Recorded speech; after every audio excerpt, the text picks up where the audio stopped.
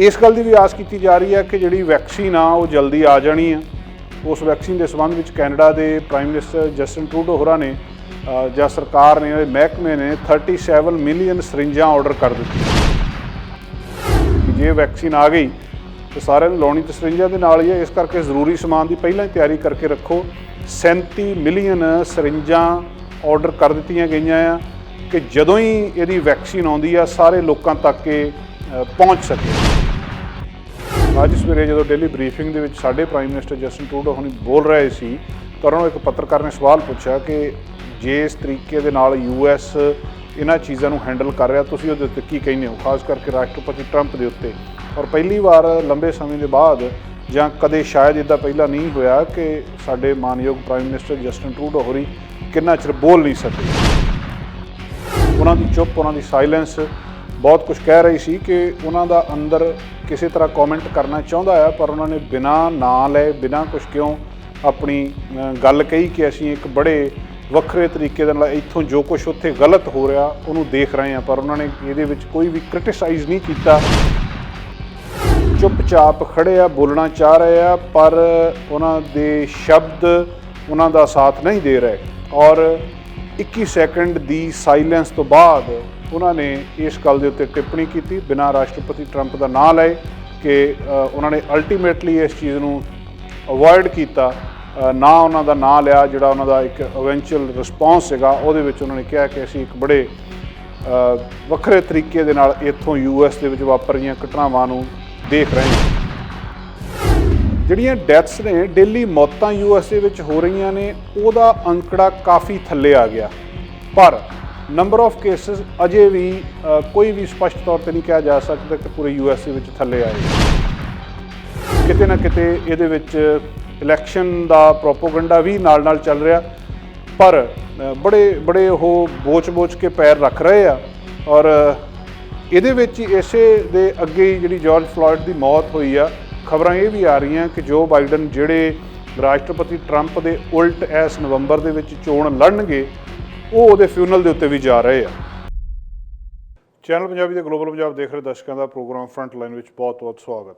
दोस्तों, हाज़र हाँ अज दियां कुछ नवीं ताज़ियां खबरां। अज दियां प्रमुख खबरां दे विच US दे विच जो कुछ हो रहा उहदा रिएक्शन पूरी दुनिया दे विच हो रहा। US दे विच प्रोटेस्ट हो रहे वो अजे भी ठंडे नहीं पै रहे। बहुत सारे लोग करफ्यू के अंडर ने, बहुत सारिया प्रिकॉशनस लईयां जा रही। कई थावां दे उत्ते दंगे जिहड़े आ दंगे किस्म के होए, वायलेंट होया है प्रोटेस्ट। ये बारे पूरी दुनिया इस वेले अमेरिका वाल निगाह करके देख रही है। अज सवेरे जो डेली ब्रीफिंग के साडे प्राइम मिनिस्टर जस्टिन ट्रूडो हुणी बोल रहे सी तो उन्होंने एक पत्रकार ने सवाल पूछा कि जिस तरीके दे नाल US इन्हां चीज़ों हैंडल कर रहा, तुसीं उहदे उत्ते की कहने हो, खास करके राष्ट्रपति ट्रंप के उत्ते। और पहली बार लंबे समय के बाद जां कदे शायद इदा पहला नहीं होया कि साडे मानयोग प्राइम मिनिस्टर जस्टिन ट्रूडो होरी किन्ना चिर बोल नहीं सके। उन्हां दी चुप, उन्हां दी साइलेंस बहुत कुछ कह रही सी कि उन्हां दा अंदर किसी तरह कॉमेंट करना चाहता है, पर उन्होंने बिना ना ले, बिना कुछ क्यों अपनी गल कही कि असीं एक बड़े वक्रे तरीके दे नाल इत्थों जो कुछ उत्थे गलत हो रहा उन्होंने देख रहे हैं, पर उन्होंने ये कोई भी क्रिटिसाइज़ नहीं किया, ना राष्ट्रपति ट्रंप नूं, ना उत्थों दे एडमिनिस्ट्रेशन नूं। पत्रकार के सवाल का जवाब देने तो पहला 21 सैकेंड के लिए जिहड़े साडे प्राइम मिनिस्टर ने जस्टिन ट्रूडो चुप रहे। एक बार इदा लग रहा सी कि शायद उन्होंने सवाल सुनिया नहीं, या कदे इदा भी लग रहा सी कि शायद वो कुछ बोलना चाहते हैं, पर उन्होंने जैसचर बहुत सारिया वीडियोज़ दे विच तुसीं देखिया कि बिल्कुल चुपचाप खड़े आ, बोलना चाह रहे हैं, पर उन्होंने शब्द उन्हों का साथ नहीं दे रहे। और 21 सैकेंड की साइलेंस तो बाद उन्होंने इस गल के उत्ते टिप्पणी की बिना राष्ट्रपति ट्रंप का नाम लाए कि उन्होंने अल्टीमेटली इस चीज़ को अवॉइड किया, ना उन्हों का नाम लिया। जोड़ा उन्हों का एक इवेंचुअल रिस्पॉन्स है उन्होंने कहा कि असीं एक बड़े वक्रे तरीके दे नाल इत्थों US के वापर रही घटनावां नूं देख रहे हैं। US में दोस्तों वापर रही घटनावां का असर पूरी दुनिया के उत्ते पै रहा। पूरी दुनिया का मीडिया इस गल नूं हाईलाइट कर रहा जो कुछ US होया। इनू ये भी कहा जा रहा कि जॉर्ज फ्लॉयड की मौत नहीं, बहुत सारे लोगों के जिहड़ी फ्रस्ट्रेशन सी, कोविड-19 की फ्रस्ट्रेशन सी, लोगों का गुस्सा कई किस्म के सामने आ रहा। ये सारे कुछ दे विच ਬਹੁਤ ਕੁਛ ਜਿਹੜਾ ਵੱਖਰੇ ਤਰੀਕੇ ਦਾ ਸਾਰਾ ਕੁਛ ਦੇਖਣ ਨੂੰ ਮਿਲ ਰਿਹਾ। ਇੱਕ ਪਾਸੇ ਕੋਵਿਡ-19 ਦੇ ਨਾਲ ਲੜਾਈ ਚੱਲ ਰਹੀ ਆ, ਜਿਹੜੀਆਂ ਡੈਥਸ ਨੇ ਡੇਲੀ ਮੌਤਾਂ US ਦੇ ਵਿੱਚ ਹੋ ਰਹੀਆਂ ਨੇ, ਉਹਦਾ ਅੰਕੜਾ ਕਾਫੀ ਥੱਲੇ ਆ ਗਿਆ, ਪਰ ਨੰਬਰ ਆਫ ਕੇਸਿਸ ਅਜੇ ਵੀ ਕੋਈ ਵੀ ਸਪਸ਼ਟ ਤੌਰ 'ਤੇ ਨਹੀਂ ਕਿਹਾ ਜਾ ਸਕਦਾ ਕਿ ਪੂਰੇ US ਦੇ ਵਿੱਚ ਥੱਲੇ ਆਏ ਨੇ। ਲਗਭਗ ਅੱਧ ਦੇ ਵਿੱਚ ਨੇ, ਔਰ ਕਰਵ ਜਿਹੜੀ ਕਿ ਇਸ ਤਰ੍ਹਾਂ ਉੱਪਰ ਜਾ ਕੇ ਥੱਲੇ ਆ ਜਾਣੀ ਚਾਹੀਦੀ ਸੀ, ਉਹ ਬਹੁਤ ਹੌਲੀ ਰਫ਼ਤਾਰ ਦੇ ਵਿੱਚ ਥੱਲੇ ਨੂੰ ਆ ਰਹੀ ਹੈ। ਇੱਦਾਂ ਦਾ ਬਿਹੇਵ ਕਿਤੇ ਵੀ ਨਹੀਂ ਇਹਦਾ ਹੋਇਆ। ਇਸ ਗੱਲ ਦੀ ਵੀ ਆਸ ਕੀਤੀ ਜਾ ਰਹੀ ਹੈ ਕਿ ਜਿਹੜੀ ਵੈਕਸੀਨ ਆ ਉਹ ਜਲਦੀ ਆ ਜਾਣੀ ਆ। ਉਸ ਵੈਕਸੀਨ ਦੇ ਸੰਬੰਧ ਵਿੱਚ ਕੈਨੇਡਾ ਦੇ ਪ੍ਰਾਈਮ ਮਿਨਿਸਟਰ ਜਸਟਿਨ ਟਰੂਡੋ ਹੋਰਾਂ ਨੇ ਜਾਂ ਸਰਕਾਰ ਨੇ, ਮਹਿਕਮੇ ਨੇ 37 ਮਿਲੀਅਨ ਸਰਿੰਜਾਂ ਆਰਡਰ ਕਰ ਦਿੱਤੀਆਂ ਵੀ ਜੇ ਵੈਕਸੀਨ ਆ ਗਈ ਤਾਂ ਸਾਰਿਆਂ ਨੂੰ ਲਾਉਣੀ ਤਾਂ ਸਰਿੰਜਾਂ ਦੇ ਨਾਲ ਹੀ ਹੈ, ਇਸ ਕਰਕੇ ਜ਼ਰੂਰੀ ਸਮਾਨ ਦੀ ਪਹਿਲਾਂ ਹੀ ਤਿਆਰੀ ਕਰਕੇ ਰੱਖੋ। 37 ਮਿਲੀਅਨ ਸਰਿੰਜਾਂ ਆਰਡਰ ਕਰ ਦਿੱਤੀਆਂ ਗਈਆਂ ਆ ਕਿ ਜਦੋਂ ਹੀ ਇਹਦੀ ਵੈਕਸੀਨ ਆਉਂਦੀ ਆ ਸਾਰੇ ਲੋਕਾਂ ਤੱਕ ਇਹ ਪਹੁੰਚ ਸਕੇ। ਜਿਹੜੀ ਉਹਨਾਂ ਦੀ ਇੱਕ ਐਸੈਂਸ਼ੀਅਲ ਕੋਵਿਡ-19 ਦੀ ਸਪਲਾਈਜ਼ ਦੀ ਲਿਸਟ ਆ, ਉਹਦੇ ਵਿੱਚ ਇਹਨਾਂ ਨੇ ਸਰਿੰਜਾਂ ਦੇ ਪਾ ਦਿੱਤਾ ਅਤੇ ਜਲਦੀ ਇਹਦਾ ਆਰਡਰ ਜਿਹੜਾ ਕਹਿੰਦੇ ਹੋ ਗਿਆ, ਅਤੇ ਜਿੰਨੀ ਜਲਦੀ ਹੋ ਸਕਦਾ ਇਹਨਾਂ ਦੇ ਕੋਲ ਆ ਜਾਣਗੀਆਂ। ਉਹਦੇ ਨਾਲ ਜਦੋਂ ਹੀ ਸਥਿਤੀ ਥੋੜ੍ਹੀ ਜਿਹੀ ਠੀਕ ਹੁੰਦੀ ਆ ਅਤੇ ਵੈਕਸੀਨ ਆਉਂਦੀ ਆ, ਉਨੀ ਜਲਦੀ ਸਾਰੇ ਲੋਕਾਂ ਨੂੰ ਇਹ ਲਾ ਦਿੱਤੀ ਜਾਊਗੀ। 37 ਮਿਲੀਅਨ ਸਰਿੰਜਾਂ ਅੱਜ ਕੈਨੇਡਾ ਸਰਕਾਰ ਨੇ ਆਰਡਰ ਕਰ ਦਿੱਤੀਆਂ। ਜਿੱਥੇ ਕੋਵਿਡ-19 ਚੱਲ ਰਿਹਾ ਉੱਥੇ ਨਾਲ ਰਾਜਨੀਤੀ ਵੀ ਚੱਲ ਰਹੀ ਹੈ। ਵਾਪਸ ਫਿਰ ਅਸੀਂ ਅਮਰੀਕਾ ਵਾਲੀ ਗੱਲ ਕਰਦੇ ਹਾਂ। ਉੱਥੇ ਤੁਹਾਨੂੰ ਪਤਾ ਕਿ 3 ਨਵੰਬਰ ਨੂੰ ਇਲੈਕਸ਼ਨ ਨੇ। ਜੋ ਬਾਈਡਨ ਇੱਕ ਪਾਸੇ ਨੇ ਫਾਰਮਰ ਵਾਈਸ ਪ੍ਰੈਜ਼ੀਡੈਂਟ, ਦੂਜੇ ਪਾਸੇ ਰਾਸ਼ਟਰਪਤੀ ਟਰੰਪ ਨੇ ਇਸ ਵੇਲੇ। ਇਸ ਮੁੱਦੇ ਦੇ ਉੱਤੇ ਵੀ ਕਿਤੇ ਨਾ ਕਿਤੇ ਰਾਜਨੀਤੀ ਜਿਹੜੀ ਆ ਉਹ ਚੱਲ ਰਹੀ ਆ। ਜੋ ਬਾਈਡਨ ਹੁਣੀ ਆਪਣਾ ਬਿਆਨ ਜਿਹੜਾ ਦਿੱਤਾ ਬੜੇ ਲੰਬੇ ਸਮੇਂ ਬਾਅਦ, ਜਿਹੜਾ ਉਹਨਾਂ ਦਾ ਮੇਜਰ ਐਡਰੈਸ ਸੀਗਾ, ਉਹਦੇ ਵਿੱਚ ਉਹਨਾਂ ਨੇ ਇਹ ਗੱਲ ਕਹੀ ਆ ਕਿ ਇਹ ਵਾਅਦਾ ਕੀਤਾ ਕਿ ਇਸ ਨਫ਼ਰਤ ਦੀ ਅੱਗ ਨੂੰ ਉਹ ਹਵਾ ਨਹੀਂ ਦੇਣਗੇ। ਇਸ ਗੱਲ ਦਾ ਉਹਨਾਂ ਨੇ ਵਾਅਦਾ ਕੀਤਾ ਕਿ ਉਹ ਨਫ਼ਰਤ ਜਿਹੜੀ ਇਸ ਵੇਲੇ ਉੱਥੇ ਰੰਗਾਂ ਦੇ ਆਧਾਰ ਦੇ ਉੱਤੇ ਫੈਲੀ ਆ, ਉਹ ਕਹਿੰਦੇ ਮੈਂ ਇਹਨੂੰ ਹਵਾ ਨਹੀਂ ਦਊਂਗਾ, ਮੈਂ ਇਹਨੂੰ ਚਾਹੂੰਗਾ ਕਿ ਕਿਸੇ ਤਰ੍ਹਾਂ ਲੀਕ ਮਿਟ ਜਾਵੇ। ਜਿਹੜਾ ਸ਼ਬਦ ਉਹਨਾਂ ਨੇ ਵਰਤਿਆ ਕਿ not to fan the flames of hate. ਜੇ ਉਹ ਪ੍ਰੈਜ਼ੀਡੈਂਟ ਬਣ ਜਾਂਦੇ ਆ ਤਾਂ ਉਹ ਕਹਿੰਦੇ ਮੈਂ ਇਹ ਜਿਹੜਾ ਰੇਸ਼ੀਅਲ ਵਾਊਂਡਸ ਨੇ, ਜਿਹੜੇ ਜ਼ਖਮ ਨੇ ਇਹ ਰੇਸਿਜ਼ਮ ਦੇ, ਇਹਨਾਂ ਨੂੰ ਭਰਨ ਦੀ ਕੋਸ਼ਿਸ਼ ਕਰੂੰਗਾ। ਕੁਦਰਤੀ ਤੌਰ 'ਤੇ ਆ ਕਿਤੇ ਨਾ ਕਿਤੇ ਇਹਦੇ ਵਿੱਚ ਇਲੈਕਸ਼ਨ ਦਾ ਪ੍ਰੋਪੋਗੰਡਾ ਵੀ ਨਾਲ ਨਾਲ ਚੱਲ ਰਿਹਾ, ਪਰ ਬੜੇ ਉਹ ਬੋਚ ਕੇ ਪੈਰ ਰੱਖ ਰਹੇ ਆ। ਔਰ ਇਹਦੇ ਵਿੱਚ ਹੀ ਇਸੇ ਦੇ ਅੱਗੇ ਹੀ ਜਿਹੜੀ ਜਾਰਜ ਫਲੋਇਡ ਦੀ ਮੌਤ ਹੋਈ ਆ, ਖਬਰਾਂ ਇਹ ਵੀ ਆ ਰਹੀਆਂ ਕਿ ਜੋ ਬਾਈਡਨ ਜਿਹੜੇ ਰਾਸ਼ਟਰਪਤੀ ਟਰੰਪ ਦੇ ਉਲਟ ਇਸ ਨਵੰਬਰ ਦੇ ਵਿੱਚ ਚੋਣ ਲੜਨਗੇ, ਉਹ ਉਹਦੇ ਫਿਊਨਲ ਦੇ ਉੱਤੇ ਵੀ ਜਾ ਰਹੇ ਆ। ਉਹਨਾਂ ਦਾ ਫਿਊਨਲ ਦੇ ਉੱਤੇ ਜਾਣਾ ਬਹੁਤ ਸਾਰੀਆਂ ਚੀਜ਼ਾਂ ਦੇ ਵੱਲ ਸੰਕੇਤ ਕਰਦਾ। ਹਮਦਰਦੀ ਵੀ ਆ, ਹੋਣੀ ਵੀ ਚਾਹੀਦੀ ਆ, ਪਰ ਇਹਦੇ ਨਾਲ ਨਾਲ ਜਿਹੜੇ ਰਾਜਨੀਤਿਕ ਪੰਡਤ ਨੇ ਉਹ ਇਸ ਗੱਲ ਵੱਲ ਵੀ ਦੇਖ ਰਹੇ ਆ ਕਿ ਇਹ ਕਿਤੇ ਨਾ ਕਿਤੇ ਵੋਟਾਂ ਦੇ ਵਿੱਚ ਹਾਈਲਾਈਟ ਹੋਣ ਦਾ ਜਾਂ ਦੂਜੇ ਪਾਸੇ ਜਾਣ ਦਾ ਤਰੀਕਾ ਵੀ ਹੋ ਸਕਦਾ। ਸੋ ਡੈਮੋਕ੍ਰੈਟਿਕ ਪ੍ਰੋਡੈਂਸ਼ੀਅਲ ਨੋਮੀਨੀ ਨੇ ਇਹ ਜੋ ਬਾਈਡਨ। ਪੂਰੀ ਆਸ ਕੀਤੀ ਜਾ ਰਹੀ ਆ ਕਿ ਫਲੋਇਡ ਦੇ ਫਿਊਨਲ ਦੇ ਉੱਤੇ ਹਿਊਸਟਨ ਦੇ ਵਿੱਚ ਜਿਹੜਾ ਅਗਲੇ ਹਫ਼ਤੇ ਹੋਣਾ ਆ, ਉੱਥੇ ਪਹੁੰਚਣਗੇ, ਉਹਨੂੰ ਅਟੈਂਡ ਕਰਨਗੇ। ਜਿੱਥੇ ਉਹ ਇਹਨਾਂ ਜ਼ਖਮਾਂ ਨੂੰ ਭਰਨ ਦੀ ਗੱਲ ਕਰਦੇ ਆ, ਉੱਥੇ ਨਾਲ ਨਾਲ ਰਾਸ਼ਟਰਪਤੀ ਟਰੰਪ ਦੀ ਬਹੁਤ ਸਾਰੀਆਂ ਗੱਲਾਂ ਕਰਕੇ ਆਲੋਚਨਾ ਵੀ ਹੋ ਰਹੀ ਆ, ਜਾਂ ਅਮਰੀਕਾ ਦੇ ਵਿੱਚ ਇਸ ਐਡਮਿਨਿਸਟ੍ਰੇਸ਼ਨ ਦੀ ਆਲੋਚਨਾ ਵੀ ਹੋ ਰਹੀ ਆ ਕਿ ਭੀੜ ਨੂੰ ਦੇਖਣ ਦੇ ਲਈ, ਉਹਨਾਂ ਨੂੰ ਖਿੰਡਾਉਣ ਦੇ ਲਈ, ਉਹਨਾਂ ਦੇ ਉੱਤੇ ਨਿਗਾਹ ਰੱਖਣ ਦੇ ਲਈ ਹੈਲੀਕਾਪਟਰਾਂ ਦੀ ਵਰਤੋਂ ਕੀਤੀ ਜਾ ਰਹੀ ਹੈ। ਹੈਲੀਕਾਪਟਰ ਜਿਹੜੇ ਕਿ ਲੜਾਈ ਦੇ ਵਿੱਚ ਵਰਤੇ ਜਾਂਦੇ ਆ, ਉਹਨਾਂ ਹੈਲੀਕਾਪਟਰਾਂ ਦੀਆਂ ਆਵਾਜ਼ਾਂ ਭੀੜ ਦੇ ਸਿਰ ਦੇ ਉੱਤੇ ਦਿਖ ਰਹੀਆਂ। ਔਰ ਕਈ ਆਲੋਚਨਾ ਇਸ ਕਰਕੇ ਵੀ ਹੋਈ ਆ ਕਿ ਜਿਹੜੇ ਰੈੱਡ ਕਰਾਸ ਉਹਨਾਂ ਦੇ ਉੱਤੇ ਵਾਹਿਆ ਆ, ਔਰ ਰੈੱਡ ਕਰਾਸ ਦੀ ਵਰਤੋਂ ਜਿਹੜਾ ਹੈਲੀਕਾਪਟਰ ਦੀ ਉਸ ਲੜਾਈ ਦੇ ਦੌਰਾਨ ਕੀਤੀ ਜਾਂਦੀ ਆ ਟਰੂਪਸ ਤੇ ਸਿਵਿਲੀਅਨ ਲਈ, ਉਹਨਾਂ ਦੀ ਵਰਤੋਂ ਇੱਥੇ ਕੀਤੀ ਜਾ ਰਹੀ ਹੈ। ਔਰ ਇਸ ਗੱਲ ਦੀ ਬਹੁਤ ਸਾਰੀ ਆਲੋਚਨਾ ਹੋ ਰਹੀ ਹੈ ਕਿ ਮਿਲਟਰੀ ਦੇ ਹੈਲੀਕਾਪਟਰ ਜਿਨ੍ਹਾਂ ਨੇ, ਔਰ ਉਹਨਾਂ ਦੇ ਉੱਤੇ ਰੈੱਡ ਕਰਾਸ ਵਾਲੇ ਹੈਲੀਕਾਪਟਰ ਜਿਹੜੇ ਆ, ਰੈੱਡ ਕਰਾਸ ਦੀ ਮਾਰਕਿੰਗ ਉਹਦੇ ਉੱਤੇ ਹੋਈ ਆ ਹੈਲੀਕਾਪਟਰ ਦੇ ਉੱਤੇ, ਉਹ ਵਰਤੇ ਜਾ ਰਹੇ ਆ ਆਪਣੀ ਭੀੜ ਨੂੰ ਕਾਬੂ ਕਰਨ ਦੇ ਲਈ। ਹੋਣਾ ਚਾਹੀਦਾ ਕਿ ਨਹੀਂ ਹੋਣਾ ਚਾਹੀਦਾ, ਪਰ ਇਹ ਬਹੁਤ ਨੀਵੇਂ ਉੱਡ ਰਹੇ ਉੱਥੇ ਦਿਖ ਰਹੇ ਆ ਵਾਸ਼ਿੰਗਟਨ ਦੀਆਂ ਸਟਰੀਟਸ ਦੇ ਵਿੱਚ। ਔਰ ਇਸ ਗੱਲ ਨੂੰ ਜਿਹੜੇ ਮਾਹਰ ਨੇ ਉਹ ਕਹਿ ਰਹੇ ਨੇ ਕਿ ਮੰਦਭਾਗੀ ਗੱਲ ਆ ਇਹ। ਔਰ ਦੂਜੀ ਗੱਲ ਇਹ ਕਿਤੇ ਨਾ ਕਿਤੇ ਕਿਹਾ ਜਾ ਰਿਹਾ ਕਿ ਇਹ ਜਿਹੜੇ ਨੋਰਮਸ ਆ ਉਹਨਾਂ ਨੂੰ ਵੀ ਵਾਇਓਲੇਟ ਕਰਦੀ ਹੈ, ਕਿ ਇਹ ਹੈਲੀਕਾਪਟਰ ਰੈੱਡ ਕਰਾਸ ਮਾਰਕਿੰਗ ਵਾਲੇ ਸਿਰਫ ਲੜਾਈ ਦੇ ਮੈਦਾਨ ਦੇ ਵਿੱਚ ਜਾਂ ਉਹਨਾਂ ਕੰਮਾਂ ਦੇ ਲਈ ਵਰਤੇ ਜਾਂਦੇ, ਇੱਥੇ ਨਹੀਂ ਵਰਤੇ ਜਾ ਸਕਦੇ। ਅਲੱਗ-ਅਲੱਗ ਰਾਵਾਂ ਹੋ ਸਕਦੀਆਂ, ਪਰ ਇਹ ਗੱਲ ਕਾਫੀ ਚਰਚਾ ਦੇ ਵਿੱਚ ਆ ਔਰ ਰਾਸ਼ਟਰਪਤੀ ਟਰੰਪ ਦੀ ਇਸ ਗੱਲ ਦੇ ਲਈ ਆਲੋਚਨਾ ਹੋ ਰਹੀ ਹੈ। ਮੈਂ ਜਿੱਦਾਂ ਪਹਿਲਾਂ ਦੱਸ ਕੇ ਹਟਿਆ ਕਿ ਕਿਤੇ ਨਾ ਕਿਤੇ ਵਾਇਲੈਂਟ ਹੋ ਰਿਹਾ ਸਾਰਾ ਕੁਝ। ਜਿਹੜਾ ਸੇਂਟ ਲੂਇਸ ਦੇ ਵਿੱਚ 4 ਪੁਲਿਸ ਆਫੀਸਰ ਜਿਹੜੇ ਆ ਉਹਨਾਂ ਨੂੰ ਗੋਲੀਆਂ ਵੱਜੀਆਂ ਨੇ, ਜਿੱਥੇ ਇੱਕ ਪਾਸੇ ਇਹਨੂੰ ਰੰਗ ਦਾ ਮੁੱਦਾ ਬਣਾਇਆ ਜਾ ਰਿਹਾ ਕਿ ਇਹ ਇਸ ਰੰਗ ਦੇ ਲੋਕ ਨੇ, ਇਹਨਾਂ ਦੇ ਉੱਤੇ ਜ਼ੁਲਮ ਹੋ ਰਿਹਾ, ਦੂਜੇ ਕਰ ਰਹੇ ਨੇ, ਉੱਥੇ ਨਾਲ ਨਾਲ ਇਹ ਸਾਰਾ ਕੁਝ ਬੜਾ ਰਲਿਆ ਮਿਲਿਆ ਜਿਹਾ ਲੱਗ ਰਿਹਾ। ਰਿਚਮੰਡ ਦਾ ਮੇਅਰ ਜਿਹੜੇ ਯੂਐਸ ਦੇ ਵਿੱਚ ਰਿਚਮੰਡ ਆ, ਉੱਥੋਂ ਦੇ ਮੇਅਰ ਨੇ ਮਾਫੀ ਮੰਗੀ ਆ ਕਿ ਉੱਥੋਂ ਦੀ ਪੁਲਿਸ ਨੇ ਗੈਸ ਫਾਇਰ ਕੀਤੀ ਜਿਹੜੇ ਕਿ ਸ਼ਾਂਤੀਪੂਰਵਕ ਲੋਕ ਉੱਥੇ ਪ੍ਰੋਟੈਸਟ ਕਰ ਰਹੇ ਸੀ। ਤੇ ਇਹ ਗੱਲ ਰਿਚਮੰਡ ਦੇ ਮੇਅਰ ਨੇ ਕਹੀ ਕਿ ਜਿਹੜੇ ਇਹ ਪ੍ਰੋਟੈਸਟ ਕਰਨ ਵਾਲੇ ਸੀ, ਜਿਨ੍ਹਾਂ ਦੇ ਉੱਤੇ ਪੁਲਿਸ ਨੇ ਗਲਤ ਤਰੀਕੇ ਦੇ ਨਾਲ ਇਹ ਗੈਸ ਸੁੱਟੀ ਹੈ ਇਹਨਾਂ ਨੂੰ ਖਿਡਾਉਣ ਦੇ ਲਈ, ਮੈਂ ਇਹਨਾਂ ਦੇ ਨਾਲ ਪ੍ਰੋਟੈਸਟ ਦੇ ਵਿੱਚ ਸ਼ਾਮਲ ਹੋਊਂਗਾ ਤੇ ਮੈਂ ਮਾਰਚ ਕਰੂੰਗਾ। ਇਹ ਬਹੁਤ ਵੱਡੀ ਗੱਲ ਆ। ਸ਼ਾਇਦ ਇਹਨਾਂ ਦੇਸ਼ਾਂ ਦੀ ਇਹ ਬਿਊਟੀ ਆ ਕਿ ਸਾਰਾ ਸਿਸਟਮ ਇਕੱਠਾ ਚੱਲਦਾ। ਜੇ ਲੱਗਦਾ ਕਿ ਇਹ ਲੋਕ ਸਹੀ ਨੇ ਔਰ ਇਹਨਾਂ ਦੇ ਨਾਲ ਧੱਕਾ ਹੋਇਆ, ਤਾਂ ਉੱਥੇ ਦਾ ਮੇਅਰ ਬਿਨਾਂ ਆਪਣੇ ਅਹੁਦੇ ਦੀ, ਬਿਨਾਂ ਆਪਣੇ ਭਵਿੱਖ ਦੇ, ਆਪਣੇ ਰਾਜਨੀਤਿਕ ਭਵਿੱਖ ਦੀ ਪਰਵਾਹ ਕੀਤੇ ਉਹ ਮੁਜ਼ਾਹਰਾ ਕਰਨ ਵਾਲੇ ਲੋਕਾਂ ਦੇ ਵਿੱਚ ਸ਼ਾਮਲ ਹੋ ਕੇ ਕਹਿ ਰਿਹਾ ਕਿ ਮੈਂ ਤੁਹਾਡੇ ਨਾਲ ਚੱਲਾਂਗਾ ਇਸ ਕੰਮ ਦੇ ਵਿੱਚ। ਔਰ ਕੱਲ੍ਹ ਦੋਸਤੋ, ਜੋ ਕੱਲ੍ਹ ਆਪਾਂ ਜਿਹੜੀਆਂ ਖਬਰਾਂ ਡਿਸਕਸ ਕੀਤੀਆਂ ਸੀ ਤੁਹਾਡੇ ਨਾਲ ਕਿ ਰਾਸ਼ਟਰਪਤੀ ਟਰੰਪ ਵਾਈਟ ਹਾਊਸ ਦੇ ਬਾਹਰ ਆਏ, ਉਹਨਾਂ ਨੇ ਚਰਚ ਦੇ ਬਾਹਰ ਫੋਟੋ ਵੀ ਖਿਚਾਈਆਂ, ਉਹਦੇ ਉੱਤੇ ਬਹੁਤ ਸਾਰੀ ਆਲੋਚਨਾ ਹੋ ਰਹੀ ਆ। ਡੈਮੋਕ੍ਰੈਟਿਕ ਨਹੀਂ, ਰਿਪਬਲਿਕਨਸ ਵੀ ਬਹੁਤ ਸਾਰੇ ਜਿਹੜੇ ਇਸ ਗੱਲ ਦੇ ਉੱਤੇ ਥੋੜ੍ਹੇ ਜਿਹੇ ਕਹਿ ਸਕਦੇ ਹੋ ਨਾਰਾਜ਼ ਲੱਗ ਰਹੇ ਆ।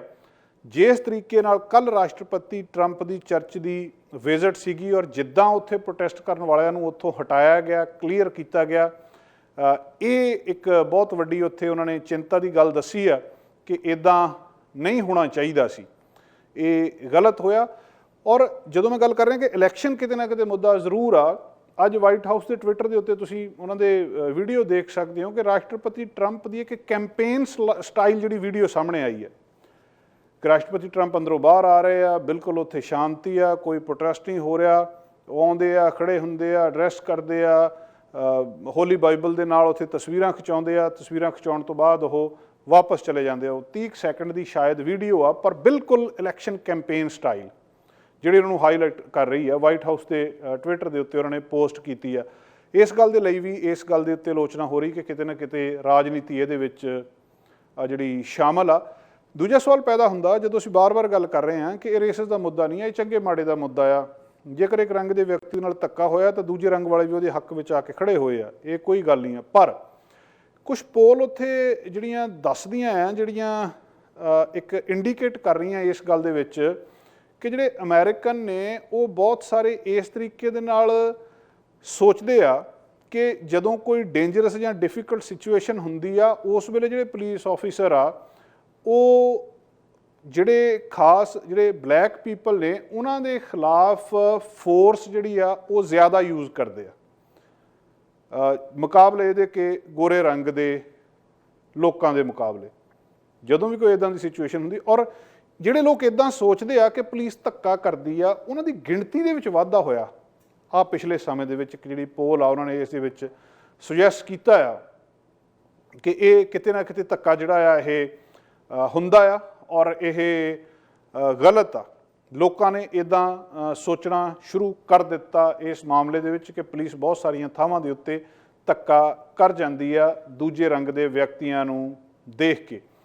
ਔਰ ਦੋਸਤੋ, ਦੂਜੀ ਗੱਲ ਜਿਹੜੀ ਪਹਿਲੀ ਜਿਹੜੀ ਮੈਂ ਇਹ ਦੱਸ ਰਿਹਾ ਸੀ ਕਿ ਕੱਲ੍ਹ ਜਦੋਂ ਅਥਰੂ ਗੈਸ ਉੱਤੇ ਛੱਡੀ ਗਈ, ਗ੍ਰਨੇਡ ਸੱਟੇ ਗਏ ਰਾਸ਼ਟਰਪਤੀ ਟਰੰਪ ਦੇ ਵਾਈਟ ਹਾਊਸ ਦੇ ਬਾਹਰ ਲੋਕਾਂ ਨੂੰ ਖਿਡਾਉਣ ਦੇ ਲਈ, ਜਦੋਂ ਉਹਨਾਂ ਨੇ ਜਿਹੜਾ ਫੋਟੋ ਆਪ ਉੱਥੇ ਉਸ ਚਰਚ ਦੇ ਸਾਹਮਣੇ ਕੀਤਾ, ਇਹ ਦੱਸਿਆ ਗਿਆ ਕਿ ਜਿਹੜੇ ਇਸ ਗੱਲ ਦੀ ਇੰਡੀਕੇਸ਼ਨ ਦੱਸੀ ਜਾ ਰਹੀ ਆ ਕਿ ਉਹ ਪਾਵਰ ਦੇ ਵਿੱਚ ਜ਼ਿਆਦਾ ਦਿਲਚਸਪੀ ਰੱਖ ਰਹੇ ਨੇ ਰਾਸ਼ਟਰਪਤੀ ਟਰੰਪ ਉਹਨਾਂ ਦੇ ਪ੍ਰਿੰਸੀਪਲਸ ਨਾਲੋਂ। ਜੋ ਬਾਈਡਨ ਨੇ ਵੀ ਇਹ ਗੱਲ ਕਹੀ ਆ, ਵਿਰੋਧੀ ਵੀ ਇਹ ਗੱਲ ਕਹਿ ਰਹੇ ਆ। ਔਰ ਰਾਸ਼ਟਰਪਤੀ ਟਰੰਪ ਇਸ ਵੇਲੇ ਬਹੁਤ ਸਖਤ ਕਦਮ ਲੈ ਰਹੇ ਨੇ। ਉਹ ਇਸ ਗੱਲ ਦੇ ਉੱਤੇ ਦ੍ਰਿੜ ਨੇ ਕਿ ਸਾਡਾ ਦੇਸ਼ ਪਹਿਲਾਂ ਆ, ਦੇਸ਼ ਦੇ ਵਿੱਚ ਜਿਹੜੇ ਸ਼ਾਂਤੀ ਪਸੰਦ ਲੋਕ ਨੇ ਉਹਨਾਂ ਨੂੰ ਸ਼ਾਂਤੀ ਨਾਲ ਰਹਿਣ ਦਾ ਹੱਕ ਆ ਤੇ ਉਹਨਾਂ ਦੇ ਲਈ ਉਹ ਕੁਝ ਵੀ ਕਰ ਸਕਦੇ ਆ ਔਰ ਸਖਤੀ ਵੀ ਵਰਤ ਸਕਦੇ ਆ। ਕੱਲ੍ਹ ਜਿੱਦਾਂ ਗੱਲਬਾਤ ਹੋਈ ਸੀ कि मिलिटरी भी वो यूज़ कर सकते हैं, ਜਾਂ ਗਵਰਨਰਸ ਨੂੰ ਕਿਹਾ ਕਿ ਤੁਹਾਨੂੰ ਡੋਮੀਨੇਟ ਕਰਨਾ ਚਾਹੀਦਾ, ਭੀੜ ਤੁਹਾਡੇ ਉੱਤੇ ਕਿੱਦਾਂ ਓਵਰ ਪਾਵਰ ਤੁਹਾਨੂੰ ਕਰੀ ਜਾਂਦੀ ਹੈ। ਇਹ ਸਾਰੇ ਜਿਹੜੇ ਉੱਥੇ ਦੰਗੇ ਕਿਸਮ ਦੇ ਹੋਏ, ਦੰਗੇ ਕਹਿ ਸਕਦੇ ਉਹਨੂੰ, ਲੁੱਟ ਖੋਹ ਜੋ ਕੁਛ ਵਾਪਰੀ ਆ ਉੱਥੇ, ਦੰਗੇ ਮੈਂ ਗਲਤ ਸ਼ਬਦ ਵਰਤ ਰਿਹਾ, ਜਿਹੜੀਆਂ ਲੁੱਟਾਂ ਖੋਹਾਂ ਦੀਆਂ ਵਾਰਦਾਤਾਂ ਵਾਪਰੀਆਂ, ਰਾਸ਼ਟਰਪਤੀ ਟਰੰਪ ਦੇ ਅਨੁਸਾਰ ਇੱਕ ਬਹੁਤ ਸਿਰੇ ਦੀ ਖੱਬੇ ਪੱਖੀ ਉੱਥੇ ਨੈਟਵਰਕ ਆ, ਉੱਥੇ ਜਥੇਬੰਦੀ ਆ, ਉੱਥੇ ਆਰਗੇਨਾਈਜੇਸ਼ਨ, ਉਹਨੂੰ ਐਂਟੀਫਾ ਕਹਿੰਦੇ ਆ, ਕਿ ਜਿਹੜੀ ਐਂਟੀਫਾ ਆ ਇਹ ਸਾਰੀ ਲੂਟਿੰਗ ਤੇ ਡਿਸਟਰਕਸ਼ਨ ਦੇ ਲਈ ਜ਼ਿੰਮੇਵਾਰ ਆ। ਉਹਨੂੰ ਉਹਨਾਂ ਨੇ ਟੈਰਰਿਸਟ ਆਰਗੇਨਾਈਜੇਸ਼ਨ ਕਹਿ ਦਿੱਤਾ ਰਾਸ਼ਟਰਪਤੀ ਟਰੰਪ ਨੇ। 2 ਦਿਨ ਪਹਿਲਾਂ ਦੀ ਖਬਰ ਸੀਗੀ ਇਹ, ਔਰ ਅੱਜ ਕਿਤੇ ਨਾ ਕਿਤੇ ਇਹ ਵੀ ਖਬਰਾਂ ਆ ਰਹੀਆਂ ਕਿ ਰਾਸ਼ਟਰਪਤੀ ਕੋਲੇ ਇਹ ਅਧਿਕਾਰ ਨਹੀਂ, ਜਾਂ ਟੈਕਨੀਕਲੀ ਉਹ ਇਹਨਾਂ ਨੂੰ ਟੈਰਰਿਸਟ ਆਰਗੇਨਾਈਜੇਸ਼ਨ ਅਮਰੀਕਾ ਦੇ ਸੰਵਿਧਾਨ ਅਨੁਸਾਰ ਨਹੀਂ ਕਿਹਾ ਜਾ ਸਕਦਾ, ਉਹਦੀ ਡੈਫੀਨੇਸ਼ਨ ਹੋਰ ਆ। ਪਰ ਇਹ ਐਂਟੀਫਾ ਉੱਥੇ ਇੱਕ ਆਰਗੇਨਾਈਜੇਸ਼ਨ ਆ, ਪੂਰੀ ਦੁਨੀਆ ਦੇ ਵਿੱਚ ਕਈ ਥਾਵਾਂ ਦੇ ਉੱਤੇ ਹੈਗੀ ਆ। ਯੂਰਪ ਦੇ ਵਿੱਚ ਸ਼ੁਰੂ ਹੋਈ ਸੀ ਬਹੁਤ ਸਦੀਆਂ ਪਹਿਲਾਂ, ਜਿਸ ਵੇਲੇ ਦੁਨੀਆ ਦੇ ਵਿੱਚ ਹਿਟਲਰ ਤੇ ਜਿਹੜੇ ਉਹ ਸੀਗੇ ਉਹਨਾਂ ਦੇ ਵਿਰੋਧ ਦੇ ਵਿੱਚ ਇਹ ਸ਼ੁਰੂ ਹੋਈ ਸੀ। ਅਮਰੀਕਾ ਦੇ ਵਿੱਚ ਵੀ ਆਈ 2017 ਦੇ ਵਿੱਚ, ਫਿਰ ਬਹੁਤ ਚਰਚਾ ਦੇ ਵਿੱਚ ਆਈ ਸੀ। ਇਹ ਲੋਕ ਥੋੜ੍ਹਾ ਜਿਹਾ ਜਿਹਨੂੰ ਕਿਹਾ ਜਾਵੇ ਕਿ ਵਾਇਲੈਂਸ ਦੇ ਵਿੱਚ ਕਿਤੇ ਨਾ ਕਿਤੇ ਲੱਗਦਾ ਕਿ ਇਹ ਯਕੀਨ ਕਰਦੇ ਆ। ਸਾਰੀਆਂ ਸਿਟੀਜ਼ ਦੇ ਵਿੱਚ ਇਹਨਾਂ ਦੀਆਂ ਵੱਖ-ਵੱਖ ਥਾਵਾਂ ਨੇ। ਐਂਟੀਫਾ ਇਹਨਾਂ ਦੇ ਲਾਲ ਝੰਡੇ ਜਿਹੜੇ ਹੈਗੇ ਆ, ਔਰ ਫਾਰ ਲੈਫਟ ਗਰੁੱਪ ਆ।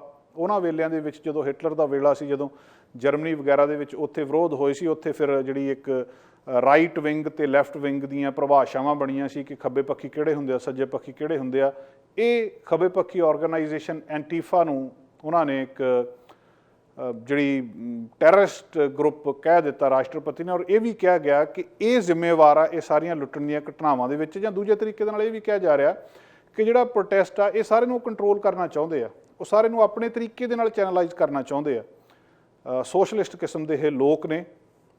ਤੇ ਪਰ ਇਹ ਸਾਰੇ ਕੁਛ ਦੇ ਬਾਵਜੂਦ US ਦੇ ਵਿੱਚ 60 ਮਿਲੀਅਨ ਲੋਕ ਜਿਹੜੇ ਨੇ ਉਹ ਇਸ ਵੇਲੇ ਕਰਫਿਊ ਦੇ ਵਿੱਚ ਨੇ, ਜਾਂ ਉਹਨਾਂ ਦੇ ਸਿੱਧੇ ਰੂਪ ਦੇ ਵਿੱਚ ਕਿਸੇ ਨਾ ਕਿਸੇ ਤਰੀਕੇ ਦੇ ਨਾਲ ਕਰਫਿਊ ਲਾਇਆ ਗਿਆ। 60 ਮਿਲੀਅਨ ਲੋਕ ਜਿਹੜੇ ਨੇ ਉਹ ਇਸ ਵੇਲੇ ਕਰਫਿਊ ਦੇ ਵਿੱਚ ਅਮਰੀਕਾ ਦੇ ਵਿੱਚ ਇਹਦੇ ਤੋਂ ਪ੍ਰਭਾਵਿਤ ਹੋ ਰਹੇ ਨੇ। ਇਹ ਤੋਂ ਤੁਸੀਂ ਅੰਦਾਜ਼ਾ ਲਾ ਸਕਦੇ ਹੋ ਕਿ ਕਿੰਨੀ ਹੱਦ ਤੱਕ ਉੱਥੇ ਜਿਹੜੀਆਂ ਇਹ ਘਟਨਾਵਾਂ ਵਾਪਰੀਆਂ ਨੇ, ਜਿਹੜਾ ਦੱਸ ਰਿਹਾ ਆ। ਕਈ ਥਾਵਾਂ ਦੇ ਉੱਤੇ ਬੜੀਆਂ ਅਜੀਬ ਹੀ ਘਟਨਾਵਾਂ ਵਾਪਰੀਆਂ ਨੇ। ਲਾਸ ਐਂਜਲਸ ਦੇ ਵਿੱਚ ਇੱਕ ਘਟਨਾ ਵਾਪਰੀ, ਉੱਥੇ ਇੱਕ ਬਲੈਕ ਫੈਮਿਲੀ ਸੀ, ਉਹ ਖੜੀ ਸੀ, ਇੱਕ ਬਿਜ਼ਨਸ ਆ, ਉਹ ਲੁੱਟਿਆ ਜਾ ਰਿਹਾ, ਸ਼ਾਇਦ ਸ਼ਰਾਬ ਦਾ ਠੇਕਾ ਆ, ਲਿਕਰ ਸਟੋਰ ਆ, ਉਹਨੂੰ ਬਹੁਤ ਸਾਰੇ ਜਿਹੜੇ ਲੋਕ ਆ ਉਹ ਲੁੱਟ ਰਹੇ ਆ। ਉਹ ਬਲੈਕ ਫੈਮਿਲੀ ਉੱਥੇ ਖੜੀ ਹੋ ਕੇ ਉਹ ਸਟੋਰ ਨੂੰ ਲੁੱਟਣ ਤੋਂ ਬਚਾ ਰਹੀ ਆ। ਸਟਰੀਟ ਦੇ ਉੱਤੇ ਬਹੁਤ ਸਾਰੀ ਪੁਲਿਸ ਲੰਘ ਰਹੀ ਆ, ਦੇਖ ਰਹੀ ਆ ਬਿਜ਼ਨਸ ਵੱਲ ਨੂੰ, ਉਹ ਧਿਆਨ ਮਾਰਦੀ ਆ, ਉਹ ਆਪਣਾ ਹੱਥ ਹਿਲਾਉਂਦੇ ਨੇ, ਉਹਨਾਂ ਨੂੰ ਪੁਲਿਸ ਨੂੰ ਆਵਾਜ਼ਾਂ ਮਾਰਦੇ ਨੇ, ਪੁਲਿਸ ਆਉਂਦੀ ਨਹੀਂ। ਆਖਰ ਪੁਲਿਸ ਆ ਜਾਂਦੀ ਹੈ, ਔਰ ਪੁਲਿਸ ਆ ਕੇ ਉਲਟਾ ਉਹਨਾਂ ਨੂੰ ਗ੍ਰਿਫਤਾਰ ਕਰ ਲੈਂਦੀ ਹੈ। ਉਹਨਾਂ ਨੂੰ ਹੱਥ ਪਿੱਛੇ ਕਰਕੇ ਹੱਥਕੜੀਆਂ ਲਾ ਦਿੱਤੀਆਂ ਜਾਂਦੀਆਂ, ਜਿਹੜੀ ਉਹ ਬਲੈਕ ਫੈਮਿਲੀ ਉਸ ਬਿਜ਼ਨਸ ਨੂੰ ਬਚਾਉਣ ਦਾ ਯਤਨ ਕਰ ਰਹੀ ਸੀ। ਔਰ ਇਹ ਇੱਕ TV ਸਟੇਸ਼ਨ ਦੇ ਉੱਤੇ ਲਾਈਵ ਜਿਹੜੀ ਨਿਊਜ਼ ਆ ਉਹ ਚੱਲੀ, ਉਹ ਕੈਮਰਾ ਉਸ ਵੇਲੇ ਲਾਈਵ ਸੀ, ਔਰ ਉਹਨਾਂ ਨੇ ਦੇਖਿਆ ਕਿ ਉਹ ਕਿੱਦਾਂ ਆਵਾਜ਼ਾਂ ਮਾਰ ਰਹੇ ਆ। ਫਿਰ ਪੁਲਿਸ ਉਹਨਾਂ ਨੂੰ ਉਸ ਗੱਲ ਨੂੰ ਕਲੈਰੀਫਾਈ ਕਰਦੀ ਹੈ ਕਿ ਕੌਣ ਲੁੱਟਣ ਵਾਲਾ ਸੀ ਔਰ ਉਹ ਕਿੱਧਰਲੇ ਪਾਸੇ ਨੂੰ ਗਏ ਨੇ। ਫਿਰ ਉਹਨਾਂ ਨੂੰ ਦੱਸਿਆ ਜਾਂਦਾ ਕਿ ਜਿਹੜੇ ਆ ਫਲਾਣੇ ਪਾਸੇ ਨੂੰ ਗਏ ਨੇ। ਆਫੀਸਰ ਫਿਰ ਉਹਨਾਂ ਦਾ ਪਿੱਛਾ ਕਰਦੇ ਨੇ ਤੇ ਉਹਨਾਂ ਨੂੰ ਛੱਡ ਦਿੱਤਾ ਜਾਂਦਾ। ਸੋ ਬਹੁਤ ਸਾਰੀਆਂ ਸੁਖਾਵੀਆਂ ਅਣਸੁਖਾਵੀਆਂ ਘਟਨਾਵਾਂ ਇਹ ਸਾਰੇ ਕੁਛ ਦੇ ਵਿੱਚ ਵਾਪਰ ਰਹੀਆਂ ਨੇ, ਪਰ ਲੋਕ ਇਸ ਗੱਲ ਦੀ ਆਸ ਕਰ ਰਹੇ ਆ ਕਿ ਜਲਦੀ ਇਹ ਸਾਰਾ ਕੁਛ ਠੀਕ ਠਾਕ ਹੋਵੇ, ਇਹਦੇ ਵਿੱਚ ਕਿਸੇ ਕਿਸਮ ਦੀ ਰਾਜਨੀਤੀ ਇਨਵੋਲਵ ਨਾ ਹੋਵੇ। ਵੈਨਕੂਵਰ ਦੇ ਵਿੱਚ ਕੱਲ੍ਹ ਤੁਸੀਂ ਦੇਖਿਆ ਬਹੁਤ ਵੱਡਾ ਪ੍ਰੋਟੈਸਟ ਹੋਇਆ। ਕੈਨੇਡਾ ਦੇ ਲਗਭਗ ਬਹੁਤ ਸਾਰੇ ਸ਼ਹਿਰਾਂ ਦੇ ਵਿੱਚ ਵੱਡੇ ਪ੍ਰੋਟੈਸਟ ਹੋਏ ਆ। ਜਿਹੜੀ ਬਲੈਕ ਲਾਈਵਸ ਮੈਟਰ ਦੇ ਨਾਂ ਥੱਲੇ ਲੋਕਾਂ ਨੇ ਹੱਥਾਂ ਦੇ ਵਿੱਚ ਫੱਟੇ ਫੜੇ ਆ, ਉਹ ਫਿਰ ਰਹੇ ਆ। ਔਰ ਇਸ ਵੇਲੇ ਉਹ ਸੰਕਟ ਦਾ ਸਮਾਂ, ਜਿਸ ਵੇਲੇ ਬਹੁਤ ਵੱਡੇ ਪੱਧਰ ਦੇ ਉੱਤੇ COVID-19 ਦੇ ਸੰਕਟ ਨਾਲ ਕੈਨੇਡਾ ਵੀ ਜੂਝ ਰਿਹਾ ਆ। ਇਹ ਦੋਸਤੋ ਕੁਝ ਖਬਰਾਂ ਜਿਹੜੀਆਂ ਇਸ ਵੇਲੇ ਪ੍ਰਮੁੱਖ ਖਬਰਾਂ ਦੇ ਵਿੱਚੋਂ US ਦੇ ਵਿੱਚ ਜੋ ਕੁਝ ਹੋ ਰਿਹਾ ਉਹ ਸਾਡਾ ਧਿਆਨ ਮੋਟੇ ਤੌਰ 'ਤੇ ਖਿੱਚ ਰਿਹਾ, ਔਰ ਉਹਦਾ ਅਸਰ ਕੈਨੇਡਾ ਦੇ ਵੱਖ-ਵੱਖ ਹਿੱਸਿਆਂ ਵਿੱਚ ਵੀ ਦੇਖਣ ਨੂੰ ਮਿਲ ਰਿਹਾ। ਪ੍ਰੋਗਰਾਮ ਦੇ ਅਗਲੇ ਹਿੱਸੇ ਵਿੱਚ ਡਾਕਟਰ ਪ੍ਰਗਟ ਸਿੰਘ ਭੁਰਜੀ ਹੋਣਾ ਦੇ ਨਾਲ ਗੱਲਬਾਤ ਕਰਦੇ ਹਾਂ। ਉਹਨਾਂ ਕੋਲੋਂ ਅਸੀਂ ਜਾਣਦੇ ਹਾਂ ਕਿ ਸਰਿੰਜਾਂ ਆਰਡਰ ਹੋ ਗਈਆਂ, ਕੀ ਵੈਕਸੀਨ ਕੋਈ ਨੇੜੇ ਹੀ ਆ ਜਾਂ ਵੈਸੇ ਹੀ ਅਗਾਊਂ ਪ੍ਰਬੰਧ ਕੀਤੇ ਜਾ ਰਹੇ ਆ COVID-19 ਬਾਰੇ। ਡਾਕਟਰ ਪ੍ਰਗਟ ਸਿੰਘ ਭੁਰਜੀ ਹੋਣਾ ਨਾਲ ਗੱਲਬਾਤ ਕਰਦੇ ਹਾਂ, ਉਹਨਾਂ ਤੋਂ ਅਸੀਂ ਜਾਣਕਾਰੀ ਲੈਂਦੇ ਹਾਂ। ਡਾਕਟਰ ਸਾਹਿਬ ਬਹੁਤ ਬਹੁਤ ਸਵਾਗਤ ਹੈ ਜੀ, ਜੀ ਆਇਆਂ ਨੂੰ। ਬਹੁਤ ਬਹੁਤ ਧੰਨਵਾਦ ਜਸਕਰਨ ਜੀ ਤੇ ਸਾਰੇ ਦੇਖਣ ਵਾਲਿਆਂ ਨੂੰ ਸਤਿ ਸ੍ਰੀ ਅਕਾਲ, ਨਮਸਤੇ, ਸਲਾਮ, ਆਦਾਬ, ਵਾਹਿਗੁਰੂ ਜੀ ਕਾ ਖਾਲਸਾ, ਵਾਹਿਗੁਰੂ ਜੀ ਕੀ ਫਤਿਹ ਜੀ। ਡਾਕਟਰ ਸਾਹਿਬ ਅੱਜ ਇੱਕ ਖਬਰ ਆ ਰਹੀ ਹੈ ਕਿ ਬਹੁਤ ਸਾਰੀਆਂ ਸਰਿੰਜਾਂ ਜਿਹੜੀਆਂ ਆਰਡਰ ਕੀਤੀਆਂ ਗਈਆਂ, ਕੀ ਵੈਕਸੀਨ ਦਾ ਕਨਫਰਮ ਹੋ ਗਿਆ ਵੀ ਬਣ ਗਈ ਹੈ ਜਾਂ ਆ ਰਹੀ ਹੈ ਜੀ? ਤਿਆਰੀ ਇਹ ਹੁੰਦੀ ਤਿਆਰੀ। ਔਰ ਕੈਨੇਡਾ ਹਮੇਸ਼ਾ ਆਪਣੇ ਬਾਸ਼ਿੰਦੇ ਜਿਹੜੇ ਅਸੀਂ ਇੱਥੇ ਰਹਿੰਦੇ ਆ ਇਮੀਗ੍ਰੈਂਟ ਔਰ ਜਿਹੜੇ ਸਿਟੀਜ਼ਨ ਹੈਗੇ ਆ, ਜੋ ਵੀ ਮਤਲਬ ਪੀਆਰ ਹੋਲਡਰ ਆ ਸਿਟੀਜ਼ਨ ਆ, ਔਰ ਮੇਰੇ ਖਿਆਲ ਨਾਲ ਅਗਰ ਆਪਾਂ ਦਿਆਲਤਾ ਚ ਦੇਖੀਏ ਤੇ ਜੋ ਵੀ ਕੈਨੇਡਾ ਚ ਉਸ ਵਕਤ ਹੋਊਗਾ ਸਾਰਿਆਂ ਨੂੰ ਵੈਕਸੀਨ ਜਿਹੜੀ ਹੈਗੀ ਮੁਹੱਈਆ ਕੀਤੀ ਜਾਊਗੀ। ਲੇਕਿਨ ਵੈਕਸੀਨ ਅਜੇ ਤਿਆਰ ਨਹੀਂ ਹੋਈ, ਉਹਦੀ ਪਲੈਨਿੰਗ ਹੋ ਰਹੀ ਆ ਵੀ 37 ਮਿਲੀਅਨ ਡੋਜ਼ਸ ਜਿਹੜੇ ਹੈਗੇ ਆ ਸਾਡੇ ਜਿਹੜੇ ਮਾਨਯੋਗ ਅਪਾਇੰਟ ਕੀਤੇ ਹੋਏ ਸੀ ਆਨੰਦ ਜੀ ਜਿਹੜੇ ਹੈਗੇ ਆ, ਔਰ ਉਹਨਾਂ ਨੇ ਕਿਹਾ ਵੀ ਮੈਨੂੰ ਐਗਜ਼ੈਕਟ ਕਾਊਂਟ ਦਾ ਨਹੀਂ ਪਤਾ, ਕਰੀਬਨ ਕਈ ਡੇਟਾ ਮਿਲਦਾ 35 ਮਿਲੀਅਨ, ਕਈ ਮਿਲਦਾ 38 ਮਿਲੀਅਨ। ਉਹਨੇ ਫਿਰ ਵਿੱਚ ਵਿਚਾਲੇ ਕਹਿੰਦੀ ਮੈਂ 37 ਮਿਲੀਅਨ ਤੇ ਆਰਡਰ ਕਰਾਂਗੀ ਜਦੋਂ ਵੈਕਸੀਨ ਜਿਹੜਾ ਹੈਗਾ ਬਣੂਗਾ ਟੀਕੇ। ਸੋ ਇਹਦਾ ਮਤਲਬ ਇਹ ਆ ਵੀ ਕੈਨੇਡਾ ਜੋ ਵੀ ਇੱਥੇ ਹੈਗੇ ਆ ਜਿੰਨੇ ਵੀ ਲੋਕੀ ਹੈਗੇ ਆ ਉਹ ਸਾਰਿਆਂ ਨੂੰ ਵੈਕਸੀਨ ਆਫਰ ਕਰੂਗਾ ਜਦੋਂ ਵੈਕਸੀਨ ਬਣੂਗੀ। ਲੇਕਿਨ ਅਜੇ ਵੈਕਸੀਨ ਬਣਨ 'ਚ ਕਾਫੀ ਲੰਬਾ ਸਮਾਂ ਹੈਗਾ ਔਰ ਅਜੇ ਬੜੀਆਂ ਸਾਰੀਆਂ ਟ੍ਰਾਇਲਸ ਹੋਣਗੀਆਂ, ਇਹਦੇ ਵਿੱਚ ਕੁਝ ਖਾਮੀਆਂ ਹੋਣਗੀਆਂ, ਕਈ ਟ੍ਰਾਇਲਾਂ ਫੇਲ ਹੋਣਗੀਆਂ, ਕਈ ਸਕਸੈਸਫੁਲ ਹੋਣਗੀਆਂ। ਸੋ ਅਜੇ ਟਾਈਮ ਹੈਗਾ, ਲੇਕਿਨ ਪਲੈਨਿੰਗ ਜਿਹੜੀ ਹੈਗੀ ਆ, ਪੈਸਾ ਜਿਹੜਾ ਹੈਗਾ, ਮੈਨ ਪਾਵਰ ਹੈਗੀ ਆ, ਕਮੇਟੀਆਂ ਜਿਹੜੀਆਂ ਹੈਗੀਆਂ ਉਹ ਸਥਾਪਿਤ ਕੀਤੀਆਂ ਜਾ ਰਹੀਆਂ। ਡਾਕਟਰ ਸਾਹਿਬ ਇੱਕ ਇਹਦੇ ਇੱਕ ਤਾਂ ਹੈਗਾ ਵੀ ਇਹ ਸਾਰਿਆਂ ਨੂੰ ਹੋ ਜਾਣਾ ਕਹਿੰਦੇ, ਉਹਦੇ ਤੋਂ ਬਾਅਦ ਜਿਹਨੂੰ ਇੱਕ ਵਾਰੀ ਹੋ ਗਿਆ ਉਹਨੂੰ ਦੁਬਾਰਾ ਨਹੀਂ ਹੋਣਾ। ਦੋ ਸਾਨੂੰ ਗੱਲਾਂ ਦੇ ਜਵਾਬ ਦੱਸਿਓ। ਇੱਕ ਤਾਂ ਕੀ ਗੱਲ ਪੱਕੀ ਆ ਕਿ ਜੇ ਇਸ ਬੰਦੇ ਨੂੰ ਇੱਕ ਵਾਰੀ ਕੋਵਿਡ-19 ਹੋ ਗਿਆ ਤੇ ਉਹ 14 ਦਿਨਾਂ ਦੇ ਵਿੱਚ ਠੀਕ ਠਾਕ ਹੋ ਗਿਆ, ਉਹਨੂੰ ਸਾਰੀ ਉਮਰ ਦੁਬਾਰਾ ਨਹੀਂ ਹੋਣਾ? ਤੇ ਦੂਜੀ ਗੱਲ, ਕੀ ਉਹ ਇਹਦੇ ਤੋਂ ਰਿਕਵਰ ਕਰਨ ਤੋਂ ਬਾਅਦ ਨਾਰਮਲ ਲਾਈਫ ਜੀਂਦਾ ਜਾਂ ਉਹਨੂੰ ਕੋਈ ਪੱਕੇ ਤੌਰ ਤੇ ਕੋਈ ਉਹਦੀ ਕੰਪਲਿਕੇਸ਼ਨ ਰਹਿ ਜਾਂਦੀ ਹੈ ਅੰਦਰ ਜੀ? ਦੇਖੋ, ਜਿਹੜਾ ਪਹਿਲਾ ਸਵਾਲ ਤੁਸੀਂ ਕੀਤਾ ਵੀ ਲਾਈਫ ਲੌਂਗ ਇਮਿਊਨਿਟੀ, ਜਿਹੜੀ ਲਾਈਫ ਲੌਂਗ ਇਮਿਊਨਿਟੀ ਆ ਇਹਦੇ ਬਾਰੇ ਸਾਡੇ ਕੋਲ ਡੇਟਾ ਨਹੀਂ ਹੈਗਾ।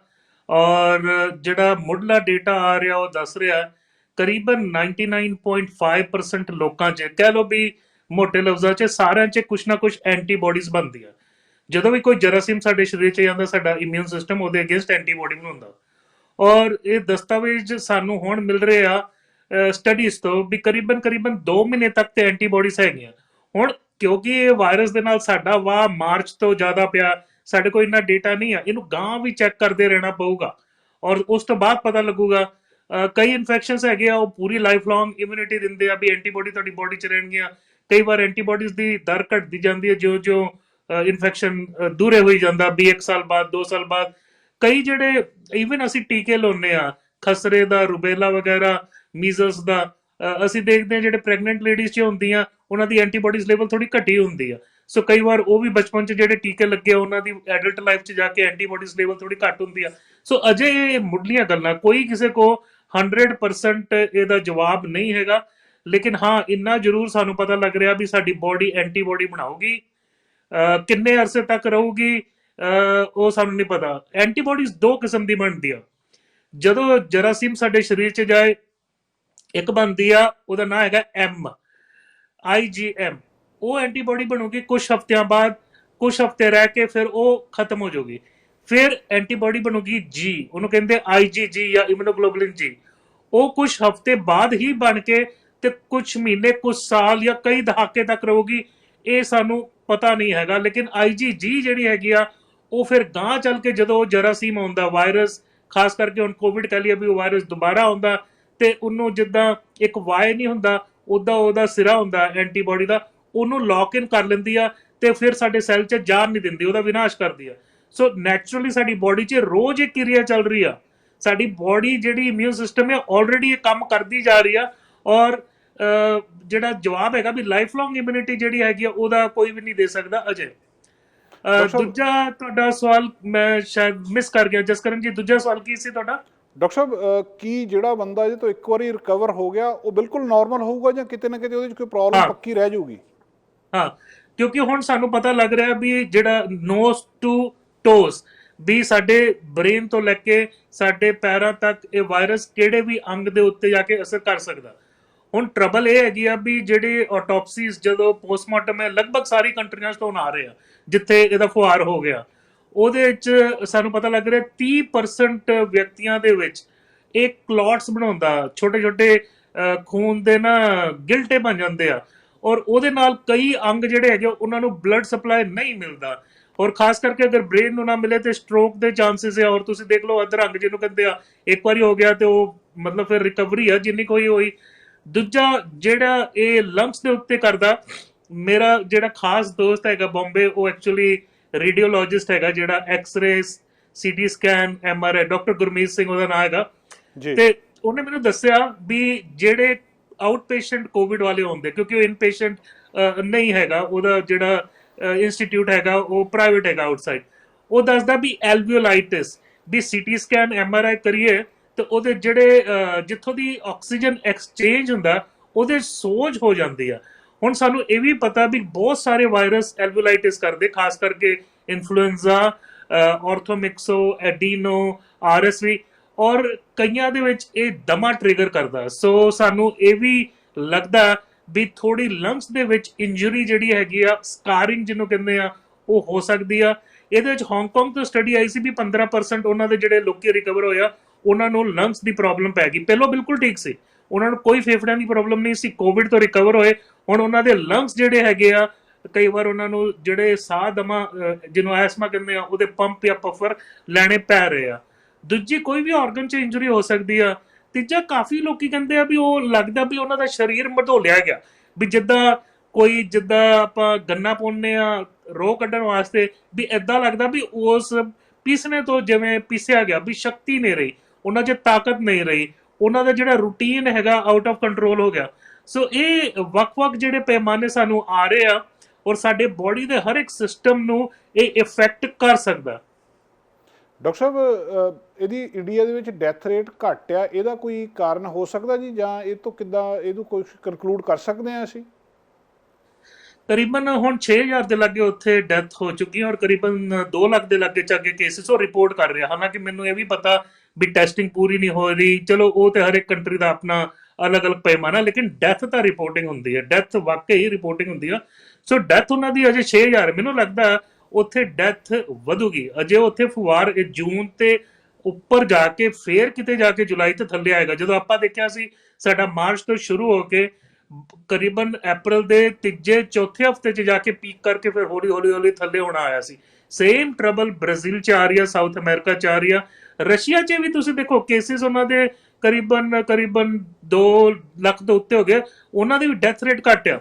ਹੁਣ ਇਹਦੇ ਉੱਤੇ ਮੈਂ 2-3 ਹੀ ਗੱਲਾਂ ਕਰ ਸਕਦਾ ਵੀ ਪਹਿਲੀ ਗੱਲ ਇਹ ਹੈਗੀ ਆ ਵੀ ਉਹਨਾਂ ਦਾ ਹੈਲਥ ਕੇਅਰ ਵਧੀਆ ਹੋ ਸਕਦੀ ਹੈ, ਸਿਸਟਮ ਵਧੀਆ ਹੋ ਸਕਦਾ ਵੀ ਉਹ ਬਚਾ ਰਹੇ ਆਪਣੇ ਬਾਸ਼ਿੰਦਿਆਂ ਨੂੰ। ਦੂਜਾ ਉਹਨਾਂ ਦੀ ਇਮਿਊਨਿਟੀ ਸਟਰੋਂਗ ਹੋ ਸਕਦੀ ਆ। ਜਿਹੜਾ ਨਾ ਹਿੰਦੁਸਤਾਨ ਦੇ ਵਿੱਚ ਇਨਸਾਨ ਰਹਿੰਦਾ, ਉਹਦਾ ਰੋਜ਼ ਹੀ ਕੋਈ ਨਾ ਕੋਈ ਜਰਾਸੀਮ ਦੇ ਨਾਲ ਵਾਹ ਪੈਂਦਾ, ਰੋਜ਼ ਹੀ ਇਮਿਊਨ ਸਿਸਟਮ ਉਹਦਾ ਐਕਟੀਵੇਟਿਡ ਆ, ਮੀਨਸ ਔਨ ਗਾਰਡ ਆ। ਤੀਜੀ ਗੱਲ ਹੈਗੀ ਆ ਵੀ ਉਹਨਾਂ ਨੂੰ ਜਿਹੜਾ BCG ਦਾ ਟੀਕਾ ਲੱਗਾ, ਇਹਦੇ ਉੱਤੇ ਪ੍ਰੀਲਿਮਿਨਰੀ ਸਟੱਡੀਜ਼ ਹੈ, ਸ਼ਾਇਦ ਉਹ ਵੀ ਪ੍ਰੋਟੈਕਟ ਕਰਦਾ ਕਿਤੇ ਨਾ ਕਿਤੇ ਉਹਨਾਂ ਦੀ ਜਿਹੜੀ T ਸੈਲ ਮੀਡੀਏਟਿਡ ਇਮਿਊਨਿਟੀ ਹੈ, ਜਿਹੜੀ ਵਾਇਰਸ ਦੇ ਉੱਤੇ ਖਾਸ ਕਰਕੇ ਹੈਲਪ ਕਰਦੀ ਆ, CD4 CD8 ਹੈਲਪਰ ਸੈਲ, ਸ਼ਾਇਦ ਉਹ ਵੀ ਇੱਕ ਰੀਜ਼ਨ ਹੈਗਾ। ਦੂਜਾ ਹੈਗਾ ਵੀ ਆਉਣ ਵਾਲੇ ਸਮੇਂ 'ਚ ਹੀ ਸਾਨੂੰ ਪਤਾ ਲੱਗੂਗਾ ਵੀ ਵਾਕਈ ਉੱਥੇ ਜਿਹੜਾ ਡੈਥ ਰੇਟ ਆ ਉਹ ਬਹੁਤ ਜ਼ਿਆਦਾ ਵਧਿਆ ਕਿ ਨਹੀਂ ਵਧਿਆ। ਕਿਉਂਕਿ ਅਗਰ ਅਸੀਂ ਇੱਥੇ ਦੇਖੀਏ ਕੈਨੇਡਾ ਦੇ ਵਿੱਚ BC ਨੇ ਬਹੁਤ ਸੋਹਣਾ ਪਰਫਾਰਮ ਕੀਤਾ, ਅੱਜ ਸਿਰਫ 4 ਕੇਸ ਰਿਪੋਰਟ ਹੋਏ ਔਰ ਕੋਈ ਵੀ ਡੈਥ ਨਹੀਂ ਦੱਸੀ ਗਈ, ਲੇਕਿਨ ਵੱਖ-ਵੱਖ ਪ੍ਰੋਵਿੰਸ 'ਚ ਵੱਖ-ਵੱਖ ਪ੍ਰੋਬਲਮਸ ਆ ਰਹੀ, ਖਾਸ ਕਰਕੇ ਵੱਡੇ ਚਾਰੇ 2 ਪ੍ਰੋਵਿੰਸ ਓਨਟਾਰੀਓ ਔਰ ਕਿਊਬੈਕ। ਤੀਜੀ ਗੱਲ ਹੋ ਸਕਦੀ ਹੈ ਵੀ ਉੱਥੇ ਜਿਹੜਾ ਵਾਇਰਸ ਆ ਉਹ ਥੋੜਾ ਜਿਹਾ ਲੈਸ ਵਿਰੂਲੈਂਟ ਹੋਏ। ਵਿਰੂਲੈਂਸ ਦਾ ਮਤਲਬ ਹੁੰਦਾ ਘਾਤਕ। ਇੱਕ ਤਾਂ ਹੁੰਦਾ ਨਾ ਵੀ ਬਹੁਤ ਜ਼ਿਆਦਾ ਇੱਕ ਵਾਇਰਸ ਵੀ ਚਲਾ ਗਿਆ ਉਹਨੇ ਤਰਥੱਲੀ ਮਚਾ ਦਿੱਤੀ, ਦੂਜਾ ਹੁੰਦਾ ਵੀ ਤੁਹਾਨੂੰ ਜ਼ਿਆਦਾ ਲੋਡ ਚਾਹੀਦਾ ਵਾਇਰਸ ਦਾ ਇਨਫੈਕਸ਼ਨ ਹੋਣ 'ਚ, ਔਰ ਉਹਦੀ ਸੱਤਿਆ ਘੱਟ ਹੁੰਦੀ, ਜਿਹਦਾ ਉਹਦਾ ਜ਼ਹਿਰ ਘੱਟ ਹੁੰਦਾ ਜਾਂ ਵਿਸ ਘੱਟ ਹੁੰਦਾ, ਸੋ ਉਹਦਾ ਵਿਰੂਲੈਂਸ ਵੀ ਹੋ ਸਕਦਾ ਘੱਟ ਹੋਵੇ। ਕਿਉਂਕਿ ਇਸ ਵੇਲੇ ਕੋਰੋਨਾ ਵਾਇਰਸ ਕਾਫੀ ਮਿਊਟੇਟ ਹੋ ਚੁੱਕਿਆ ਹੈ ਕੋਵਿਡ ਦਾ, ਔਰ ਇਹਦੇ 8 ਘੱਟ ਤੋਂ ਘੱਟ ਮਿਊਟੇਸ਼ਨਸ ਸਾਹਮਣੇ ਆ ਰਹੇ ਆ, ਔਰ ਵੱਡੇ ਪੱਧਰ 'ਚ 2 ਇਹਨੂੰ ਕਹਿੰਦੇ ਆ, ਇੱਕ ਜਿਹੜਾ ਹੈਗਾ ਬਹੁਤ ਘਾਤਕ ਆ ਔਰ ਇੱਕ ਬਹੁਤ ਲੋ ਜਿਹੜਾ ਘਾਤਕ ਹੈਗਾ। ਹੋ ਸਕਦਾ ਹਿੰਦੁਸਤਾਨ ਲੱਕੀ ਹੋਵੇ, ਬਟ ਇੱਕ ਗੱਲ ਜ਼ਰੂਰ ਸਾਬਿਤ ਹੋ ਗਈ ਆ ਵੀ ਧੁੱਪ ਦੇ ਨਾਲ ਇਹ ਵਾਇਰਸ ਨਹੀਂ ਮਰਦਾ। ਪਹਿਲੋਂ ਆਸ ਬਹੁਤ ਸੀ ਵੀ ਹਿੰਦੁਸਤਾਨ 'ਚ ਜਦੋਂ ਧੁੱਪ ਹੋਏਗੀ, ਜਿੱਦਾਂ ਇੱਥੇ ਵੀ ਧੁੱਪਾਂ ਦੇ ਵਿੱਚ ਸਾਡਾ ਫਲੂ ਦਾ ਵਾਇਰਸ ਜਿਹੜਾ ਆਲਮੋਸਟ ਖਤਮ ਹੋ ਜਾਂਦਾ, ਫਿਰ ਜਦੋਂ ਪਤਝੜ ਔਰ ਸਿਆਲ ਹੁੰਦੇ ਹੁੰਦਾ, ਲੇਕਿਨ ਏਦਾਂ ਨਹੀਂ ਹੋ ਰਿਹਾ। ਜਿਹੜੇ ਵਾਰਮ ਕੰਟਰੀਜ਼ ਹੁਣ ਸਾਊਥ ਅਮਰੀਕਾ ਦੇਖ ਲਓ, ਉੱਥੇ ਗਰਮੀ ਬਹੁਤ ਹੈ, ਹਿੰਦੁਸਤਾਨ ਉੱਥੇ ਵੀ ਫੈਲ ਰਿਹਾ। ਸੋ ਇਹ ਇੱਕ ਯੂਨੀਕ ਫੀਚਰ ਹੈਗਾ ਕੋਵਿਡ ਦਾ ਵੀ ਇਹ ਹੀਟ ਦੇ ਨਾਲ ਕਿਲ ਨਹੀਂ ਹੁੰਦਾ। ਬਾਕੀ ਸਾਰੇ ਜਿਹੜੇ ਰੈਸਪੀਰੇਟਰੀ ਵਾਇਰਸ ਜਿਹੜਾ ਮਰਜੀ ਜਿਹੜੇ ਲੰਗਸ ਨੂੰ ਇਨਫੈਕਟ ਕਰਦਾ, ਇਨਫਲੂਐਂਜ਼ਾ, ਪੈਰਾ ਇਨਫਲੂਐਂਜ਼ਾ, ਐਡੀਨੋ, ਰਾਈਨੋ, RSV, ਇਹ ਸਾਰੇ ਹੀਟ ਦੇ ਨਾਲ ਖਤਮ ਹੁੰਦੇ ਆ ਔਰ ਤਾਂ ਹੀ ਇਹ ਸਿਆਲਾਂ 'ਚ ਹੁੰਦੇ ਆ। ਡਾਕਟਰ ਸਾਹਿਬ, ਕੁਝ ਦੁਨੀਆ ਦੇ ਵਿੱਚ ਏਰੀਆਜ਼ ਹੈਗੇ ਆ ਜਿੱਥੇ ਇਹ ਇਹਨੇ ਬਹੁਤਾ ਜ਼ਿਆਦਾ ਨੁਕਸਾਨ ਨਹੀਂ ਕੀਤਾ ਜਾਂ ਲੋਕ ਬਚ ਗਏ ਇਹਦੇ ਤੋਂ। BC ਜਿੱਥੇ ਅਸੀਂ ਇਸ ਵੇਲੇ ਗੱਲਬਾਤ ਕਰ ਰਹੇ ਹਾਂ, ਇਹ ਇਹੋ ਜਿਹਾ ਇੱਕ ਪ੍ਰੋਵਿੰਸ ਆ ਜਿੱਥੇ ਇਹ ਚੀਜ਼ ਆਈ, ਆ ਕੇ ਚਲੇ ਗਈ। ਦੂਜੀ ਕਦੋਂ ਆਉਂਦੀ ਇਹਦੇ ਬਾਰੇ ਤਾਂ ਕੁਛ ਨਹੀਂ ਕਿਹਾ ਜਾ ਸਕਦਾ, ਬਚਾਅ ਰਹੇ, ਪਰ ਇੱਕ ਵਾਰੀ ਆ ਕੇ ਚਲੇ ਗਈ, ਓਵਰਆਲ ਬਚਾਅ ਹੋ ਗਿਆ। ਲਗਭਗ ਇੱਦਾਂ ਦੀ ਸਿਚੁਏਸ਼ਨ ਭਾਰਤ ਦੇ ਸੂਬੇ ਪੰਜਾਬ ਦੀ ਆ।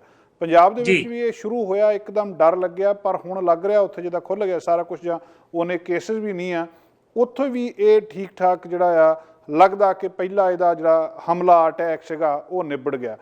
ਇਹ ਦੋਵਾਂ ਪ੍ਰੋਵਿੰਸਿਸ ਨੂੰ ਤੁਸੀਂ ਕੀ ਇੱਥੋਂ ਦੇ ਲੋਕਾਂ ਨੂੰ ਸਲਾਹ ਦਿਓਗੇ ਜਿਹੜੀ ਸਿਚੁਏਸ਼ਨ ਦੇ ਵਿੱਚ ਇਹ ਹੈਗੇ ਆ? ਲੋਕ ਹੁਣ ਮੰਨਣ ਲੱਗ ਪਏ ਵੀ ਇਹ ਚੀਜ਼ ਲੰਘ ਗਈ, ਇਹ ਦੁਬਾਰਾ ਨਹੀਂ ਆਉਣੀ, ਲੋਕਾਂ ਨੇ ਬਹੁਤ ਸਾਰੀਆਂ ਖੁੱਲ੍ਹਾਂ ਲੈ ਲਈਆਂ। ਇਹਨਾਂ ਨੂੰ ਕੀ ਸਲਾਹ ਦਿਓਗੇ BC ਵਿੱਚ ਤੇ ਪੰਜਾਬ ਦੇ ਵਿੱਚ, ਕਿਉਂਕਿ ਲਗਭਗ ਸਿਚੁਏਸ਼ਨ ਬਰਾਬਰ ਜੀ ਲੱਗਦੀ ਆ? ਬਹੁਤ ਸੋਹਣਾ ਔਰ ਬਹੁਤ ਪ੍ਰੈਕਟੀਕਲ ਕੁਐਸਚਨ ਹੈਗਾ।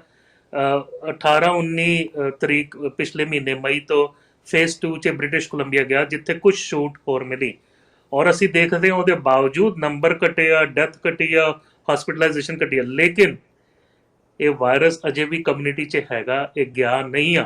ਇਹ ਲੋ ਗ੍ਰੇਡ 'ਚ ਚੱਲ ਰਿਹਾ, ਲੇਕਿਨ ਸਾਨੂੰ ਬਹੁਤ ਲੰਬੇ ਅਰਸੇ ਤੱਕ ਜਿਹੜਾ ਘੱਟ ਤੋਂ ਘੱਟ 6 ਫੁੱਟ ਜਾਂ ਉਸ ਤੋਂ ਵਧੇਰਾ ਜਿਹੜਾ ਫਾਸਲਾ ਰੱਖਣਾ ਪੈਣਾ, ਸਾਨੂੰ ਮਾਸਕ ਪਾਉਣਾ ਪੈਣਾ, ਖਾਸ ਕਰਕੇ ਜਦੋਂ ਆਪਾਂ ਬਾਹਰ ਜਾਂਦੇ ਆ, ਹੱਥ ਤੋਂ ਸਾਬਣ ਔਰ ਪਾਣੀ ਦੇ ਨਾਲ ਜਾਂ ਸੈਨੀਟਾਈਜ਼ਰ ਜੋ ਵੀ ਤੁਹਾਡੇ ਕੋਲ ਹੈਗਾ ਉਹ ਯੂਜ਼ ਕਰੋ। ਔਰ ਅਗਰ ਤੁਸੀਂ ਜਰਾ ਵੀ ਤੁਹਾਨੂੰ ਲੱਛਣ ਹੈਗੇ, ਪਲੀਜ਼ ਆਪਣੀ ਟੈਸਟਿੰਗ ਕਰਾਓ। ਦੂਜੀ ਗੱਲ, ਜਿਹੜਾ ਸਟੇਟ ਇੰਡੀਆ 'ਚ ਜਿਹਨੇ ਸਭ ਤੋਂ ਜ਼ਿਆਦਾ ਇਹਦੇ ਉੱਤੇ ਕੰਮ ਕੀਤਾ ਉਹ ਅਸੀਂ ਕੇਰਲਾ। ਪੰਜਾਬ ਵੀ ਬਹੁਤ ਲੱਕੀ ਰਿਹਾ, ਔਰ ਅਸੀਂ ਪੰਜਾਬ ਨੂੰ ਵਧਾਈ ਦਿੰਦੇ ਆ ਵੀ ਉਹਨਾਂ ਨੇ ਕੈਪਟਨ ਅਮਰਿੰਦਰ ਸਿੰਘ ਤੇ ਮੇਰੇ ਖਾਸ ਇੱਕ ਮਿੱਤਰ, ਮੈਂ ਉਹਨਾਂ ਦਾ ਨਾਂ ਲਊਂਗਾ, ਉਹਨਾਂ ਦਾ ਨਾਂ ਹੈ PK ਧਵਨ ਭਰਦਵਾਜ ਜੀ। ਸ਼ਾਇਦ ਤੁਸੀਂ ਉਹਨਾਂ ਨੂੰ ਜਾਣਦੇ, ਇੱਥੇ ਐਬਟਸਫੋਰਡ ਮਿਸ਼ਨ ਵੀ ਰਹਿੰਦੇ ਔਰ ਹਿੰਦੁਸਤਾਨ ਉਹ ਬਹੁਤ ਨਿਕਟਵਰਤੀ ਹੈ ਕੈਪਟਨ ਅਮਰਿੰਦਰ। ਮੇਰੀ ਅਕਸਰ ਉਹਨਾਂ ਦੇ ਨਾਲ ਗੁਫ਼ਤਗੂ ਹੁੰਦੀ ਰਹਿੰਦੀ, ਮੇਰੀ ਐਡਵਾਈਸ ਵੀ ਲੈਂਦੇ ਆ। ਔਰ ਮੁੱਢਲੇ ਦਿਨਾਂ 'ਚ ਹੀ ਜਦੋਂ ਲਾਕਡਾਊਨ ਕੀਤਾ ਸੀ, ਇੱਥੋਂ ਹੀ ਦਾਸ ਨੇ ਉਹਨਾਂ ਨੂੰ ਸਲਾਹ ਦਿੱਤੀ ਸੀ ਵੀ ਕਰ ਦਿਓ, ਬੰਦ ਕਰੋ, ਕਿਉਂਕਿ ਜਿਹੜੀ ਕੰਟਰੀ ਨੇ ਲਾਕਡਾਊਨ ਕੀਤਾ ਉਹ ਸਕਸੈਸਫੁਲ ਹੋਏ। ਜਿਹੜੇ ਸਟੇਟ ਨੇ, ਜਿਹੜੇ ਸੂਬਿਆਂ ਨੇ, ਤੁਸੀਂ ਨਿਊਜ਼ੀਲੈਂਡ ਦਾ ਐਗਜ਼ਾਮਪਲ ਦੇਖ ਲਓ, ਤਾਈਵਾਨ ਦਾ ਐਗਜ਼ਾਮਪਲ, ਉਹ ਬੜੇ ਸਕਸੈਸਫੁਲ ਹੋਏ। ਲੇਕਿਨ ਮੈਂ ਪੰਜਾਬ ਦੇ ਲੋਕਾਂ ਨੂੰ ਫਿਰ ਹੱਥ ਜੋੜ ਕੇ ਬੇਨਤੀ ਕਰੂੰਗਾ, ਭਾਈ ਹੁਣ ਤੁਹਾਨੂੰ ਅਗਰ ਥੋੜੀ ਬਹੁਤ ਖੁੱਲ੍ਹ ਮਿਲ ਰਹੀ ਆ, ਤੁਸੀਂ ਪਲੀਜ਼ ਆਪਣਾ ਜਿਹੜਾ ਫਿਜ਼ੀਕਲ ਡਿਸਟੈਂਸ ਜਿਹੜਾ ਹੈਗਾ ਉਹ ਮੇਨਟੇਨ ਰੱਖੋ। ਮਾਸਕ ਜ਼ਰੂਰ ਪਾਓ, ਮਾਸਕ ਨਹੀਂ ਹੈਗਾ ਰੁਮਾਲ ਬੰਨ ਲਓ, ਸਾਫਾ ਪਾ ਲਓ, ਕੁਛ ਨਾ ਕੁਛ ਆਪਣੇ ਨੱਕ ਮੂੰਹ ਨੂੰ ਢੱਕੋ, ਹੱਥ ਧੋਵੋ ਸਾਬਣ ਔਰ ਪਾਣੀ ਦੇ ਨਾਲ। ਅਗਰ ਸਪੋਜ਼ ਨਹੀਂ ਹੈਗਾ ਤੇ ਹੈਂਡ ਸੈਨੀਟਾਈਜ਼ਰ ਯੂਜ਼ ਕਰੋ, ਕਿਉਂਕਿ ਵਾਇਰਸ ਅਜੇ ਗਿਆ ਨਹੀਂ ਆ। ਇਹਦੀ ਸੈਕਿੰਡ ਵੇਵ ਬਹੁਤ ਸਾਰੇ ਮਾਹਿਰ ਜਿਹੜੇ ਹੈਗੇ ਉਹ ਪ੍ਰਿਡਿਕਟ ਕਰ ਰਹੇ ਆ ਵੀ ਸਿਆਲਾਂ 'ਚ ਫੇਰ ਆਊਗੀ। ਕੇਰਲਾ 'ਚ ਮੈਨੂੰ ਦੱਸਿਆ ਗਿਆ, ਬੰਬੇ ਤੋਂ ਵੀ ਫੇਰ, ਕਿਉਂਕਿ ਮੇਰਾ ਕੰਟੈਕਟ ਬੰਬੇ ਦੇ ਨਾਲ ਹੁੰਦਾ, ਕੇਰਲਾ ਦੇ ਵਿੱਚ ਮੇਰਾ ਕੰਟੈਕਟ ਨਹੀਂ ਆ। ਉਹਨਾਂ ਨੇ ਇਦਾਂ ਕੀਤਾ ਵੀ ਉਹਨਾਂ ਨੇ ਜਿਹੜੇ ਵਿਅਕਤੀ ਨੂੰ ਕੋਵਿਡ ਹੋਇਆ ਸੀ ਉਹਦੇ ਸਾਰੇ ਕੰਟੈਕਟ ਟ੍ਰੇਸ ਕੀਤੇ ਔਰ ਸਾਰੇ ਕੰਟੈਕਟਸ ਨੂੰ ਆਈਸੋਲੇਟ ਕੀਤਾ, ਤਾਂ ਉਹਨਾਂ ਨੇ ਬ੍ਰੇਕਾਂ ਲਾਈਆਂ। ਸੋ ਬਹੁਤ ਐਗਰੈਸਿਵ ਅਪਰੋਚ ਸੀ ਕੇਰਲਾ ਦੀ ਗਵਰਨਮੈਂਟ ਦਾ। ਇਸ ਲਈ ਤੁਸੀਂ ਅਗਰ ਦੇਖੋ, ਹਿੰਦੁਸਤਾਨ 'ਚ ਸਭ ਤੋਂ ਲੋਵੇਸਟ ਆਏਗਾ ਕੇਰਲਾ ਦੇ ਕੇਸਿਸ, ਡੈਥ, ਤੇ ਉੱਥੇ ਇਸ ਵੇਲੇ ਲਗਭਗ ਕੋਵਿਡ ਬਿਲਕੁਲ ਨਹੀਂ ਹੈਗਾ ਇਸ ਵੇਲੇ ਕੇਰਲਾ ਦੇ ਸਟੇਟ 'ਚ। ਸੋ ਅਗੇਨ ਥੋੜਾ ਸਾਨੂੰ ਸੱਭਿਅ ਰਹਿਣਾ ਪੈਣਾ। ਮੇਰਾ ਸੁਭਾਅ ਤੁਹਾਨੂੰ ਅਫੈਕਟ ਕਰ ਸਕਦਾ, ਤੁਹਾਡਾ ਸੁਭਾਅ ਮੈਨੂੰ ਅਫੈਕਟ ਕਰ ਸਕਦਾ। ਅਜੇ ਵਾਇਰਸ ਫੈਲ ਰਿਹਾ, ਕਮਿਊਨਿਟੀ 'ਚ ਹੈਗਾ ਨਹੀਂ ਆ, ਕਮਿਊਨਿਟੀ 'ਚ ਹੈਗਾ, ਇਹ ਗਿਆ ਨਹੀਂ ਆ। ਔਰ ਸਾਨੂੰ ਅਜੇ ਵੀ ਦੇਖੋ, ਅਗਰ ਆਪਾਂ ਦੇਖੀਏ ਜੋ ਆਪਾਂ ਕੰਮ ਕੀਤਾ ਉਹਦੇ ਨਾਲ ਸਕਸੈਸਫੁਲ ਹੋਏ ਆ, ਅਗਰ ਉਹ ਆਪਾਂ ਜਾਰੀ ਰੱਖਾਂਗੇ ਜਦ ਤੱਕ ਵੈਕਸੀਨ ਨਹੀਂ ਆਉਂਦੀ, ਤੇ ਅਸੀਂ ਬਹੁਤ ਸੋਹਣੇ ਕੰਡੀਸ਼ਨ 'ਚ ਰਵਾਂਗੇ। ਡਾਕਟਰ ਸਾਹਿਬ, ਕੀ ਇਸ ਵਾਇਰਸ ਬਾਰੇ ਇੰਨੇ ਚਿਰ ਦੇ 5-6 ਮਹੀਨੇ ਦੇ ਦੁਨੀਆ ਦੇ ਸਾਇੰਟਿਸਟ ਇਹਦੇ ਪਿੱਛੇ ਲੱਗੇ ਆ, ਇਹਦੀ ਸਟੱਡੀ ਹੋ ਚੁੱਕੀ ਹੈ ਪੂਰੀ? ਪਰ ਲੋਕਾਂ ਦਾ ਇੱਕ ਇਤਰਾਜ਼ ਆ ਕਿ ਜਿਹੜੀਆਂ ਸਾਨੂੰ ਜਿਹੜੇ ਹੈਲਥ ਐਕਸਪਰਟਸ ਨੇ ਉਹਨਾਂ ਵੱਲੋਂ ਸਲਾਹਾਂ ਆਉਂਦੀਆਂ ਜਾਂ ਐਡਵਾਈਸ ਆਉਂਦੀ, ਉਹ ਬਦਲ ਜਾਂਦੀ ਹੈ ਸਟੇਟਮੈਂਟ। ਕਈ ਵਾਰੀ ਕਹਿੰਦੇ ਇਹਦੇ ਉੱਤੇ ਧੁੱਪ ਦਾ ਅਸਰ ਹੋ ਜਾਂਦਾ, ਇਹ ਧੁੱਪ ਦੇ ਨਾਲ ਮਰ ਜਾਊਗਾ। ਪਹਿਲਾਂ ਕਹਿੰਦੇ ਸੀ ਟੈਂਪਰੇਚਰ ਦਾ ਅਸਰ ਹੁੰਦਾ, ਫਿਰ ਕਹਿੰਦੇ ਨਹੀਂ ਹੁੰਦਾ, ਹੁਣ ਫਿਰ ਮੰਨਿਆ ਜਾ ਰਿਹਾ ਵੀ ਇਹ ਨਹੀਂ ਹੁੰਦਾ। ਕੀ ਇਹ ਕਿੰਨਾ ਕੁ ਚਿਰ ਲੱਗਦਾ ਹੁੰਦਾ ਇਹਨਾਂ ਚੀਜ਼ਾਂ ਨੂੰ ਸਮਝਣ ਦੇ ਲਈ, ਜਾਂ ਉਹਦਾ ਪੂਰਾ ਲਾਈਫ ਸਾਈਕਲ ਵਾਇਰਸ ਦਾ ਸਟੱਡੀ ਕਰਨ ਦੇ ਲਈ ਜੀ? ਇੱਕ ਪੂਰਾ ਸਾਲ ਲੱਗਦਾ ਘੱਟ ਤੋਂ ਘੱਟ, ਜੋ ਆਪਾਂ ਆਵਾਮ 'ਚ ਦੇਖਦੇ ਹਾਂ ਔਰ ਆਪਾਂ ਜੋ ਦੇਖ ਰਹੇ ਹਾਂ ਤੁਹਾਡੇ ਨਾਲ ਬਿਆਨ ਕਰ ਰਹੇ। ਦੇਖੋ, ਜਿਹੜਾ ਲੈਬ 'ਚ ਹੁੰਦਾ ਨਾ, ਲੈਬ ਦਾ ਜਿਹੜਾ ਹੈਗਾ ਉਹ ਰੀਅਲ ਲਾਈਫ ਸਿਨੈਰੀਓ ਨਹੀਂ ਹੁੰਦਾ।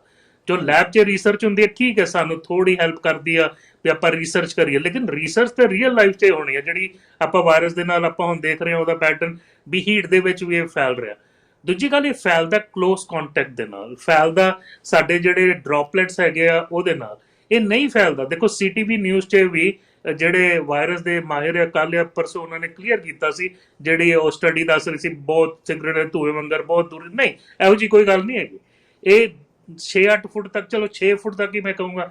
ਸੋ ਇਹ ਸਾਰੀਆਂ ਗੱਲਾਂ ਜਦੋਂ ਲੈਬ 'ਚ ਹੁੰਦੀਆਂ ਵੱਖ ਹੁੰਦੀਆਂ, ਲੇਕਿਨ ਜਦੋਂ ਆਪਾਂ ਸਟੱਡੀ ਕਲੀਨਿਕਲੀ ਦੇਖਦੇ ਆ ਉਹਦਾ ਅਸਰ ਅਲੱਗ ਹੁੰਦਾ। ਦੂਜੀ ਗੱਲ, ਅੱਜ ਡਾਕਟਰ ਟੈਡਰੋਸ ਨੇ ਇਹ ਗੱਲ ਮੰਨੀ ਆ ਵੀ ਮੁੱਢਲੇ ਦਿਨਾਂ 'ਚ ਜਦੋਂ ਚਾਈਨਾ ਦੇ ਵਿੱਚ ਉਹਨਾਂ ਨੇ ਇਹਦਾ ਨਾ ਜੈਨੇਟਿਕ ਸਟਰਕਚਰ ਤੇ ਆਈਸੋਲੇਟ ਕਰ ਲਿਆ ਸੀ ਅੱਛਾ ਜੀ। ਜਦੋਂ ਇਹ ਵਾਇਰਸ ਉੱਥੇ ਸ਼ੁਰੂ ਹੋਇਆ, ਲੇਕਿਨ ਬਦਮਾਸ਼ੀ ਇਹ ਹੋਈ ਵੀ ਕਰੀਬਨ 10 ਦਿਨ ਉਹਨਾਂ ਨੇ ਨੱਪੀ ਰੱਖਿਆ।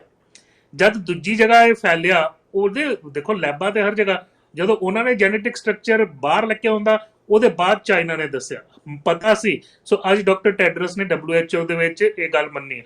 ਮੈਨੂੰ ਲੱਗਦਾ ਕਈ ਸਾਰੀਆਂ ਹੋਰ ਚੀਜ਼ਾਂ ਜਿਹੜੀਆਂ ਹੈਗੀਆਂ ਉਹ ਹੌਲੀ ਹੌਲੀ ਸਾਹਮਣੇ ਖੁਲਾਸੇ ਆਣਗੇ, ਔਰ ਸਾਨੂੰ ਕਈ ਵਾਰ ਜਿਹੜਾ ਇਹ ਸਟਾਰਮੀ ਫੇਜ਼ ਆ ਇਹਦੇ ਵਿੱਚ ਨਜ਼ਰ ਨਹੀਂ ਆਉਂਦਾ। ਔਰ ਜਿਹੜੇ ਮਾਹਿਰ ਹੈਗੇ ਆ, ਜਿਹੜੇ ਰੈਗੂਲੇਟਰਸ ਹੈਗੇ ਆ, ਜਿਹੜੀ WHO ਦੀ ਬੋਡੀ ਹੈਗੀ ਆ, ਉਹਨਾਂ ਦੇ ਨਾਲ ਮੇਰਾ ਕੋਈ ਸੰਪਰਕ ਨਹੀਂ ਹੈ। ਜੋ ਸਟੇਟਮੈਂਟ ਦਿੰਦੇ ਆ ਜਾਂ ਜੋ ਮੀਡੀਆ 'ਚ ਹੁੰਦਾ ਉਹਦੇ ਤੋਂ ਹੀ ਮਿਲਦਾ। ਮੇਰਾ ਜਿਹੜਾ ਆਪਣਾ ਸੰਪਰਕ ਹੁੰਦਾ, ਮੇਰੇ ਜਿਹੜੇ ਕਲੀਗਸ ਆ, ਮੇਰੇ ਇੰਡੀਆ 'ਚ ਲੈ ਲਓ ਜਾਂ ਇੱਥੇ ਕੈਨੇਡਾ ਅਮਰੀਕਾ 'ਚ ਲੈ ਲਓ, ਉਸ ਤੋਂ ਮੈਨੂੰ ਅੰਦਰਲੀ ਖਬਰ ਮਿਲਦੀ ਹੈ ਔਰ ਥੋੜਾ ਮੀਡੀਆ ਤੋਂ ਮੈਂ ਲੈਂਦਾ। ਬਟ ਇਹ ਚੇਂਜ ਹੁੰਦਾ ਰਹੂਗਾ, ਇਹ ਬਿਲਕੁਲ ਚੇਂਜ ਹੁੰਦਾ ਰਹੂਗਾ, ਔਰ ਮੇਰੇ ਖਿਆਲ ਨਾਲ ਆਵਾਮ ਇਹਨੂੰ ਐਕਸੈਪਟ ਵੀ ਕਰਦਾ।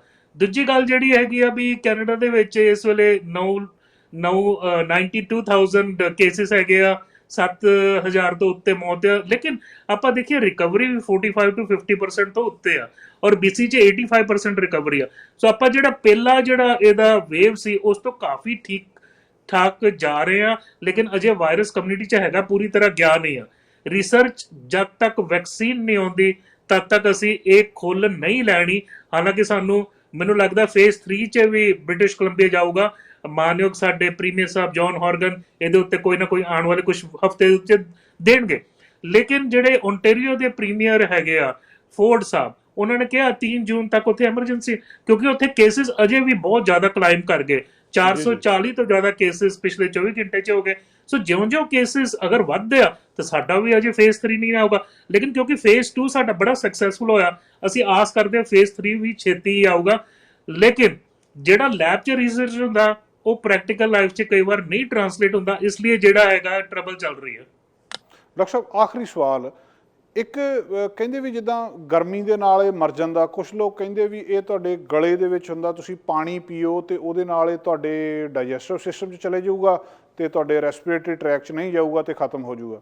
ਕੁਛ ਲੋਕ ਜਿਹੜੇ ਕਹਿੰਦੇ, ਖਾਸ ਕਰ ਇੰਡੀਆ ਦੇ ਵਿੱਚੋਂ ਵੀ ਕੁਛ ਇੱਦਾਂ ਦੀਆਂ ਖਬਰਾਂ ਆਈਆਂ ਵੀ ਭਾਫ ਲਾਓ ਗਰਮ ਪਾਣੀ ਦੀ, ਜਾਂ ਉਹਦੇ ਵਿੱਚ ਕੁਛ ਪਾ ਕੇ ਸਟੀਮ ਲਾਓ, ਜਿੱਦਾਂ ਪ੍ਰੈਸ਼ਰ ਕੁੱਕਰ ਹੁੰਦਾ ਉਹਦੇ ਉੱਤੇ ਕੁਛ ਲਾ ਕੇ ਉਹਨੂੰ ਸਟੀਮ ਲਾਓ, ਕਿ ਜਦੋਂ ਤੁਸੀਂ ਸਟੀਮ ਲਾਓਗੇ ਉਹ ਲੰਗਸ ਦੇ ਵਿੱਚ ਅੰਦਰ ਜਾਊਗੀ ਤੇ ਉਹਦੀ ਗਰਮੀ ਦੇ ਨਾਲ ਜਿਹੜਾ ਵਾਇਰਸ ਆ ਉਹ ਮਰ ਜਾਊਗਾ। ਇਹ ਤਰੀਕਾ ਕੁਛ ਕਾਰਗਰ ਹੈ ਜੀ? ਦੇਖੋ, ਪਹਿਲਾਂ ਮੈਂ ਇੱਕ ਹੋਰ ਆਨਸਰ ਦਊਂਗਾ ਜਿਹੜਾ ਬ੍ਰਿਟਿਸ਼ ਕੋਲੰਬੀਆ ਨੇ ਕੀ ਕੀਤਾ। ਵਰਲਡ ਦੇ ਵਿੱਚ ਅਗਰ ਕੋਈ ਕੋਵਿਡ ਵਾਲਾ ਵਿਅਕਤੀ ICU 'ਚ ਜਾਂਦਾ, 86% ਉਹਦੀ ਸਰਵਾਈਵਲ ਰੇਟ ਹੈ, ਸਭ ਤੋਂ ਹਾਈਐਸਟ ਹੈ ਬ੍ਰਿਟਿਸ਼ ਕੋਲੰਬੀਆ 'ਚ। ਤੇ ਉਹਨਾਂ ਨੇ ਕੋਈ ਸਟੀਮ ਯੂਜ਼ ਨਹੀਂ ਕੀਤੀ, ਉਹਨਾਂ ਨੇ ਕੁਝ ਹੋਰ ਦਵਾਈ ਯੂਜ਼ ਨਹੀਂ ਕੀਤੀ, ਉਹਨਾਂ ਨੇ ਖਾਲੀ ਉਹਦੀ ਵੈਂਟੀਲੇਸ਼ਨ ਇੰਪਰੂਵ ਕੀਤੀ। ਮਸ਼ੀਨਾਂ ਵਧੀਆ ਸੀ, ਅਗਰ ਸਾਹ ਦੀ ਮਸ਼ੀਨ ਦੇ ਨਾਲ ਲੱਗਦਾ ਸੀ ਵੀ ਉਹ ਸਕਸੈਸ ਨਹੀਂ ਆ, ਤੇ ਇੱਥੋਂ ਦੀ ਹਾਰਟ ਲੰਗ ਮਸ਼ੀਨ ਜਿਹੜੀ ਆਪਾਂ ਬਾਈਪਾਸ ਕਰਦੀ ਉਹ 'ਚ ਪਾ ਕੇ ਲੰਗਸ ਨੂੰ ਰੈਸਟ ਦਿੰਦੇ ਸੀ। ਸੋ ਇਹ ਜਿਹੜਾ ਹੈਗਾ ਸਹੀ ਤਰੀਕਾ ਹੈਗਾ, ਔਰ ਇਹ ਪਿਛਲੇ ਹਫਤੇ ਪਬਲਿਸ਼ ਵੀ ਹੋਇਆ ਡੇਟਾ। ਹੁਣ ਗੱਲ ਆ ਗਈ ਸਟੀਮ ਦੀ। ਦੇਖੋ, ਜਿਸ ਚੀਜ਼ ਦਾ ਇਲਾਜ ਨਹੀਂ ਹੁੰਦਾ ਨਾ, ਉਸ ਚੀਜ਼ ਦੇ ਇਲਾਜ ਦੇ ਮਾਰਕੀਟ 'ਚ ਦਾਅਵੇ ਬਹੁਤ ਹੁੰਦੇ। ਹੁਣ ਸਮਝੋ ਕਿਸੇ ਨੂੰ ਬੁਖਾਰ ਆ, ਸਾਰਿਆਂ ਨੂੰ ਪਤਾ ਪੈਰਾਸੀਟਾਮੋਲ ਜਾਂ ਟਾਈਲੈਨੋਲ ਲੈ ਲਓ, ਚ ਕੋਈ ਵਾਦ ਵਿਵਾਦ ਨਹੀਂ ਹੋਊਗਾ। ਹੁਣ ਜਦੋਂ ਵਾਇਰਸ ਜਾਂਦਾ, ਮੈਂ ਤੁਹਾਨੂੰ ਦੱਸਿਆ ਸੀ ਵੀ ਜਿਹੜਾ ਮੇਰਾ ਫਰੈਂਡ ਦੱਸ ਰਿਹਾ ਐਲਵੂਲਾਈਟਿਸ, ਜਿਹੜਾ ਐਲਵੂਲਾਈ ਹੈਗੇ ਆ ਉਹ ਤਾਂ ਸਾਨੂੰ ਨਜ਼ਰ ਵੀ ਨਹੀਂ ਆਉਂਦੇ, ਉਹ ਮਾਈਕਰੋਸਕੋਪ ਥੱਲੇ ਆ, ਉਹ ਤੇ ਐਕਸਰੇ ਦੇ ਉੱਤੇ ਤੁਹਾਨੂੰ ਮਤਲਬ ਬਹੁਤ ਹਾਈ ਡੈਂਸਿਟੀ ਐਕਸਰੇ 'ਚ ਤੁਹਾਨੂੰ ਦੇਖਣੇ ਪੈਣਗੇ। ਸੋ ਐਲਵੂਲਾਈ 'ਚ ਜਾ ਕੇ ਐਲਵੂਲਾਈਟਿਸ ਇਨਫਲੇਮੇਸ਼ਨ ਹੁੰਦਾ, ਉੱਥੇ ਤੱਕ ਤੁਸੀਂ ਸਟੀਮ ਪਾਓਗੇ ਤੇ ਤੁਹਾਡੇ ਲੰਗਸ ਸੜ ਜਾਣਗੇ, ਸਟੀਮ ਜਾ ਨਹੀਂ ਸਕਦੀ। ਸਟੀਮ ਜਿਹੜੀ ਹੈਗੀ ਤੁਹਾਡੇ ਨੱਕ ਤੇ ਗਲੇ 'ਚ। ਹੋਰ ਠੀਕ ਆ, ਸਾਨੂੰ ਜਦੋਂ ਰੈਗੂਲਰ ਠੰਡ ਲੱਗਦੀ ਸੀ, ਮੇਰੀ ਮਾਂ ਵੀ ਮੈਨੂੰ ਭਾਫ ਦਿੰਦੀ ਸੀ, ਵਿਕਸ ਪਾ ਕੇ ਪਤੀਲੇ ਦੇ ਵਿੱਚ ਪਾਣੀ ਗਰਮ ਕਰਕੇ ਉੱਤੋਂ ਦੀ ਚਾਦਰ ਦੇ ਦਿੰਦਾ ਵੀ ਭਾਫ ਜ਼ਿਆਦਾ ਜਾਵੇ। ਠੀਕ ਹੈ, ਨੱਕ ਤੁਹਾਡਾ ਥੋੜਾ ਜਿਹਾ ਓਪਨ ਹੋ ਜਾਊਗਾ। ਉਦਾਂ ਵੀ ਜਿਹੜੇ ਰੈਗੂਲਰ ਵਾਇਰਸ ਹੈ, ਨਾਟ ਕੋਵਿਡ, ਰੈਗੂਲਰ ਵਾਇਰਸ ਉਦਾਂ ਵੀ 2-4 ਦਿਨ ਹਫ਼ਤੇ ਬਾਅਦ ਠੀਕ ਹੀ ਹੋ ਜਾਂਦੇ ਆ। ਸੋ ਇੱਕ ਇਹ ਧਾਰਨਾ ਬਣੀ। ਦੂਜੀ ਇਹ ਬਣੀ ਵੀ ਸਟੀਮ ਗਲੇ 'ਚ ਪਾਓ ਜਾਂ ਤੁਸੀਂ ਪਾਣੀ ਪੀਓ, ਇਹ ਤੁਹਾਡੇ ਡਾਈਜੈਸਟਿਵ ਸਿਸਟਮ 'ਚ ਚਲੇ ਜਾਊਗਾ। ਨਹੀਂ, ਅਗਰ ਇੱਕ ਵੀ ਵਾਇਰਸ ਦਾ ਪਾਰਟੀਕਲ ਤੁਹਾਡੇ ਅੰਦਰ ਲੌਕ ਇਨ ਹੋ ਗਿਆ ਔਰ ਤੁਹਾਨੂੰ ਕੋਵਿਡ ਦੇ ਸਿੰਪਟਮ ਹੈਗੇ, ਆਲਰੇਡੀ ਤੁਹਾਡੇ ਸੈੱਲ 'ਚ ਉਹ ਰੈਪਿਡਲੀ ਮਲਟੀਪਲਾਈ ਕਰ ਰਿਹਾ, ਤੁਹਾਡੇ ਸੈੱਲ ਦੇ ਜਿਹੜੀ ਮਸ਼ੀਨਰੀ ਆ ਉਹ ਓਵਰਟੇਕ ਕਰਕੇ ਆਪਣਾ ਧੜਾਧੜ ਆਰਐਨਏ ਬਣਾ ਰਿਹਾ ਔਰ ਦੂਜੇ ਸੈੱਲਾਂ 'ਚ ਇਨਫੈਕਟ ਹੋ ਰਿਹਾ। ਸੋ ਇਹ ਬਿਲਕੁਲ 100% ਗਲਤ ਧਾਰਨਾ ਹੈਗੀ ਆ। ਇਹ ਸਿਰਫ ਇੱਕ ਮਨ ਨੂੰ ਪਰਚਾਉਣ ਦੀ ਆ ਵੀ ਅਸੀਂ ਕੁਝ ਕੀਤਾ। ਦੂਜੀ ਗੱਲ ਦੇਖੋ, ਅਗਰ 100 ਵਿਅਕਤੀਆਂ ਨੂੰ ਕੋਵਿਡ ਹੁੰਦਾ, 92 ਨੂੰ ਇੰਨਾ ਮਾਈਲਡ ਹੁੰਦਾ ਵੀ ਉਹਨਾਂ ਨੂੰ ਹਸਪੀਟਲ ਦੀ ਲੋੜ ਨਹੀਂ ਹੁੰਦੀ। ਉਸ ਟੀਮ ਦੀ ਜਗ੍ਹਾ ਮੇਰੇ ਖਿਆਲ ਨਾਲ 2 ਲੌਂਗ ਖਾ ਲੈਣ, 4 ਇਲਾਚੀਆਂ ਖਾ ਲੈਣ, ਕਾਲੀਆਂ ਮਿਰਚਾਂ ਖਾ ਲੈਣ, ਤਾਂ ਵੀ ਉਹ ਕਹਿਣਗੇ ਵੀ ਇਹੀ ਇਲਾਜ ਹੈਗਾ। ਸੋ ਇਹ ਬਿਲਕੁਲ ਇਹ ਗੱਲਾਂ ਜਿਹੜੀਆਂ ਹੈਗੀਆਂ ਹਾਸੋਹਾਣੇ ਵਾਲੀਆਂ। ਅਗਰ ਇਦਾਂ ਹੁੰਦਾ, ਦੇਖੋ ਸਟੀਮ ਬਹੁਤ ਸਸਤੀ ਆ, ਅਸੀਂ ਕਿਉਂ ਉੱਥੇ $10,000 ਇੱਕ ਪੇਸ਼ੈਂਟ ਦੇ ਉੱਤੇ ਲਾਉਨੇ ਆਈਸੀਯੂ 'ਚ ਪਰ ਡੇ ਉਹਨੂੰ ਸੇਵ ਕਰਨ 'ਚ। ਸੋ ਇਹ ਮੈਡੀਕਲੀ ਫਾਲਸ ਗੱਲਾਂ ਹੈਗੀਆਂ ਜਿਹੜੀਆਂ ਕਾਰਗਰ ਨਹੀਂ ਹੈਗੀਆਂ। ਇਹ ਇਨਫੈਕਸ਼ਨ ਹੈਗਾ, ਇਹਦਾ ਜਿਹੜਾ ਸਪਾਈਕ ਪ੍ਰੋਟੀਨ ਹੈਗਾ ਉਹ ਤੁਹਾਡੇ ACE2 ਰਿਸੈਪਟਰ, ਜਿਹੜੇ ACE2 ਰਿਸੈਪਟਰ ਪਤਾ ਕਿੱਥੇ ਕਿੱਥੇ ਆ? ਤੁਹਾਡੇ ਲੰਗਸ 'ਚ ਆ, ਤੁਹਾਡੇ ਹਾਰਟ 'ਚ ਆ, ਤੁਹਾਡੇ ਆਂਤੜੀਆਂ 'ਚ ਆ, ਤੁਹਾਡੀ ਚਰਬੀ 'ਚ ਆ, ਸਾਰੇ ਪਾਸੇ ਜਾ ਕੇ ਲੌਕ-ਇਨ ਹੋ ਕੇ ਵਾਇਰਸ ਪਾਉਂਦਾ। ਤੁਸੀਂ ਚਰਬੀ ਦੇ ਵਿੱਚ ਜਾ ਕੇ ਸਟੀਮ ਕਿੱਦਾਂ ਦੇ ਲਓ? ਇਹ ਪ੍ਰੈਕਟੀਕਲੀ ਨਹੀਂ, ਔਰ ਨਾਲੇ ਸਟੀਮ ਕੰਮ ਹੀ ਨਹੀਂ ਕਰਦੀ, ਸਾਨੂੰ ਇਹ ਪਤਾ। ਉਹ ਲੈਬ ਦੇ ਵਿੱਚ ਠੀਕ ਹੈ, ਵਾਇਰਸ ਨੂੰ ਤੁਸੀਂ ਕੁੱਕ ਕਰੋਗੇ ਤੇ ਵਾਇਰਸ ਮਰੂਗਾ ਲੈਬ ਦੇ ਵਿੱਚ, ਬਟ ਪ੍ਰੈਕਟੀਕਲੀ ਤੌਰ ਦੇ ਉੱਤੇ ਸਟੀਮ ਇਹਦੇ ਵਿੱਚ ਟ੍ਰੀਟਮੈਂਟ ਨਹੀਂ ਹੈਗੀ।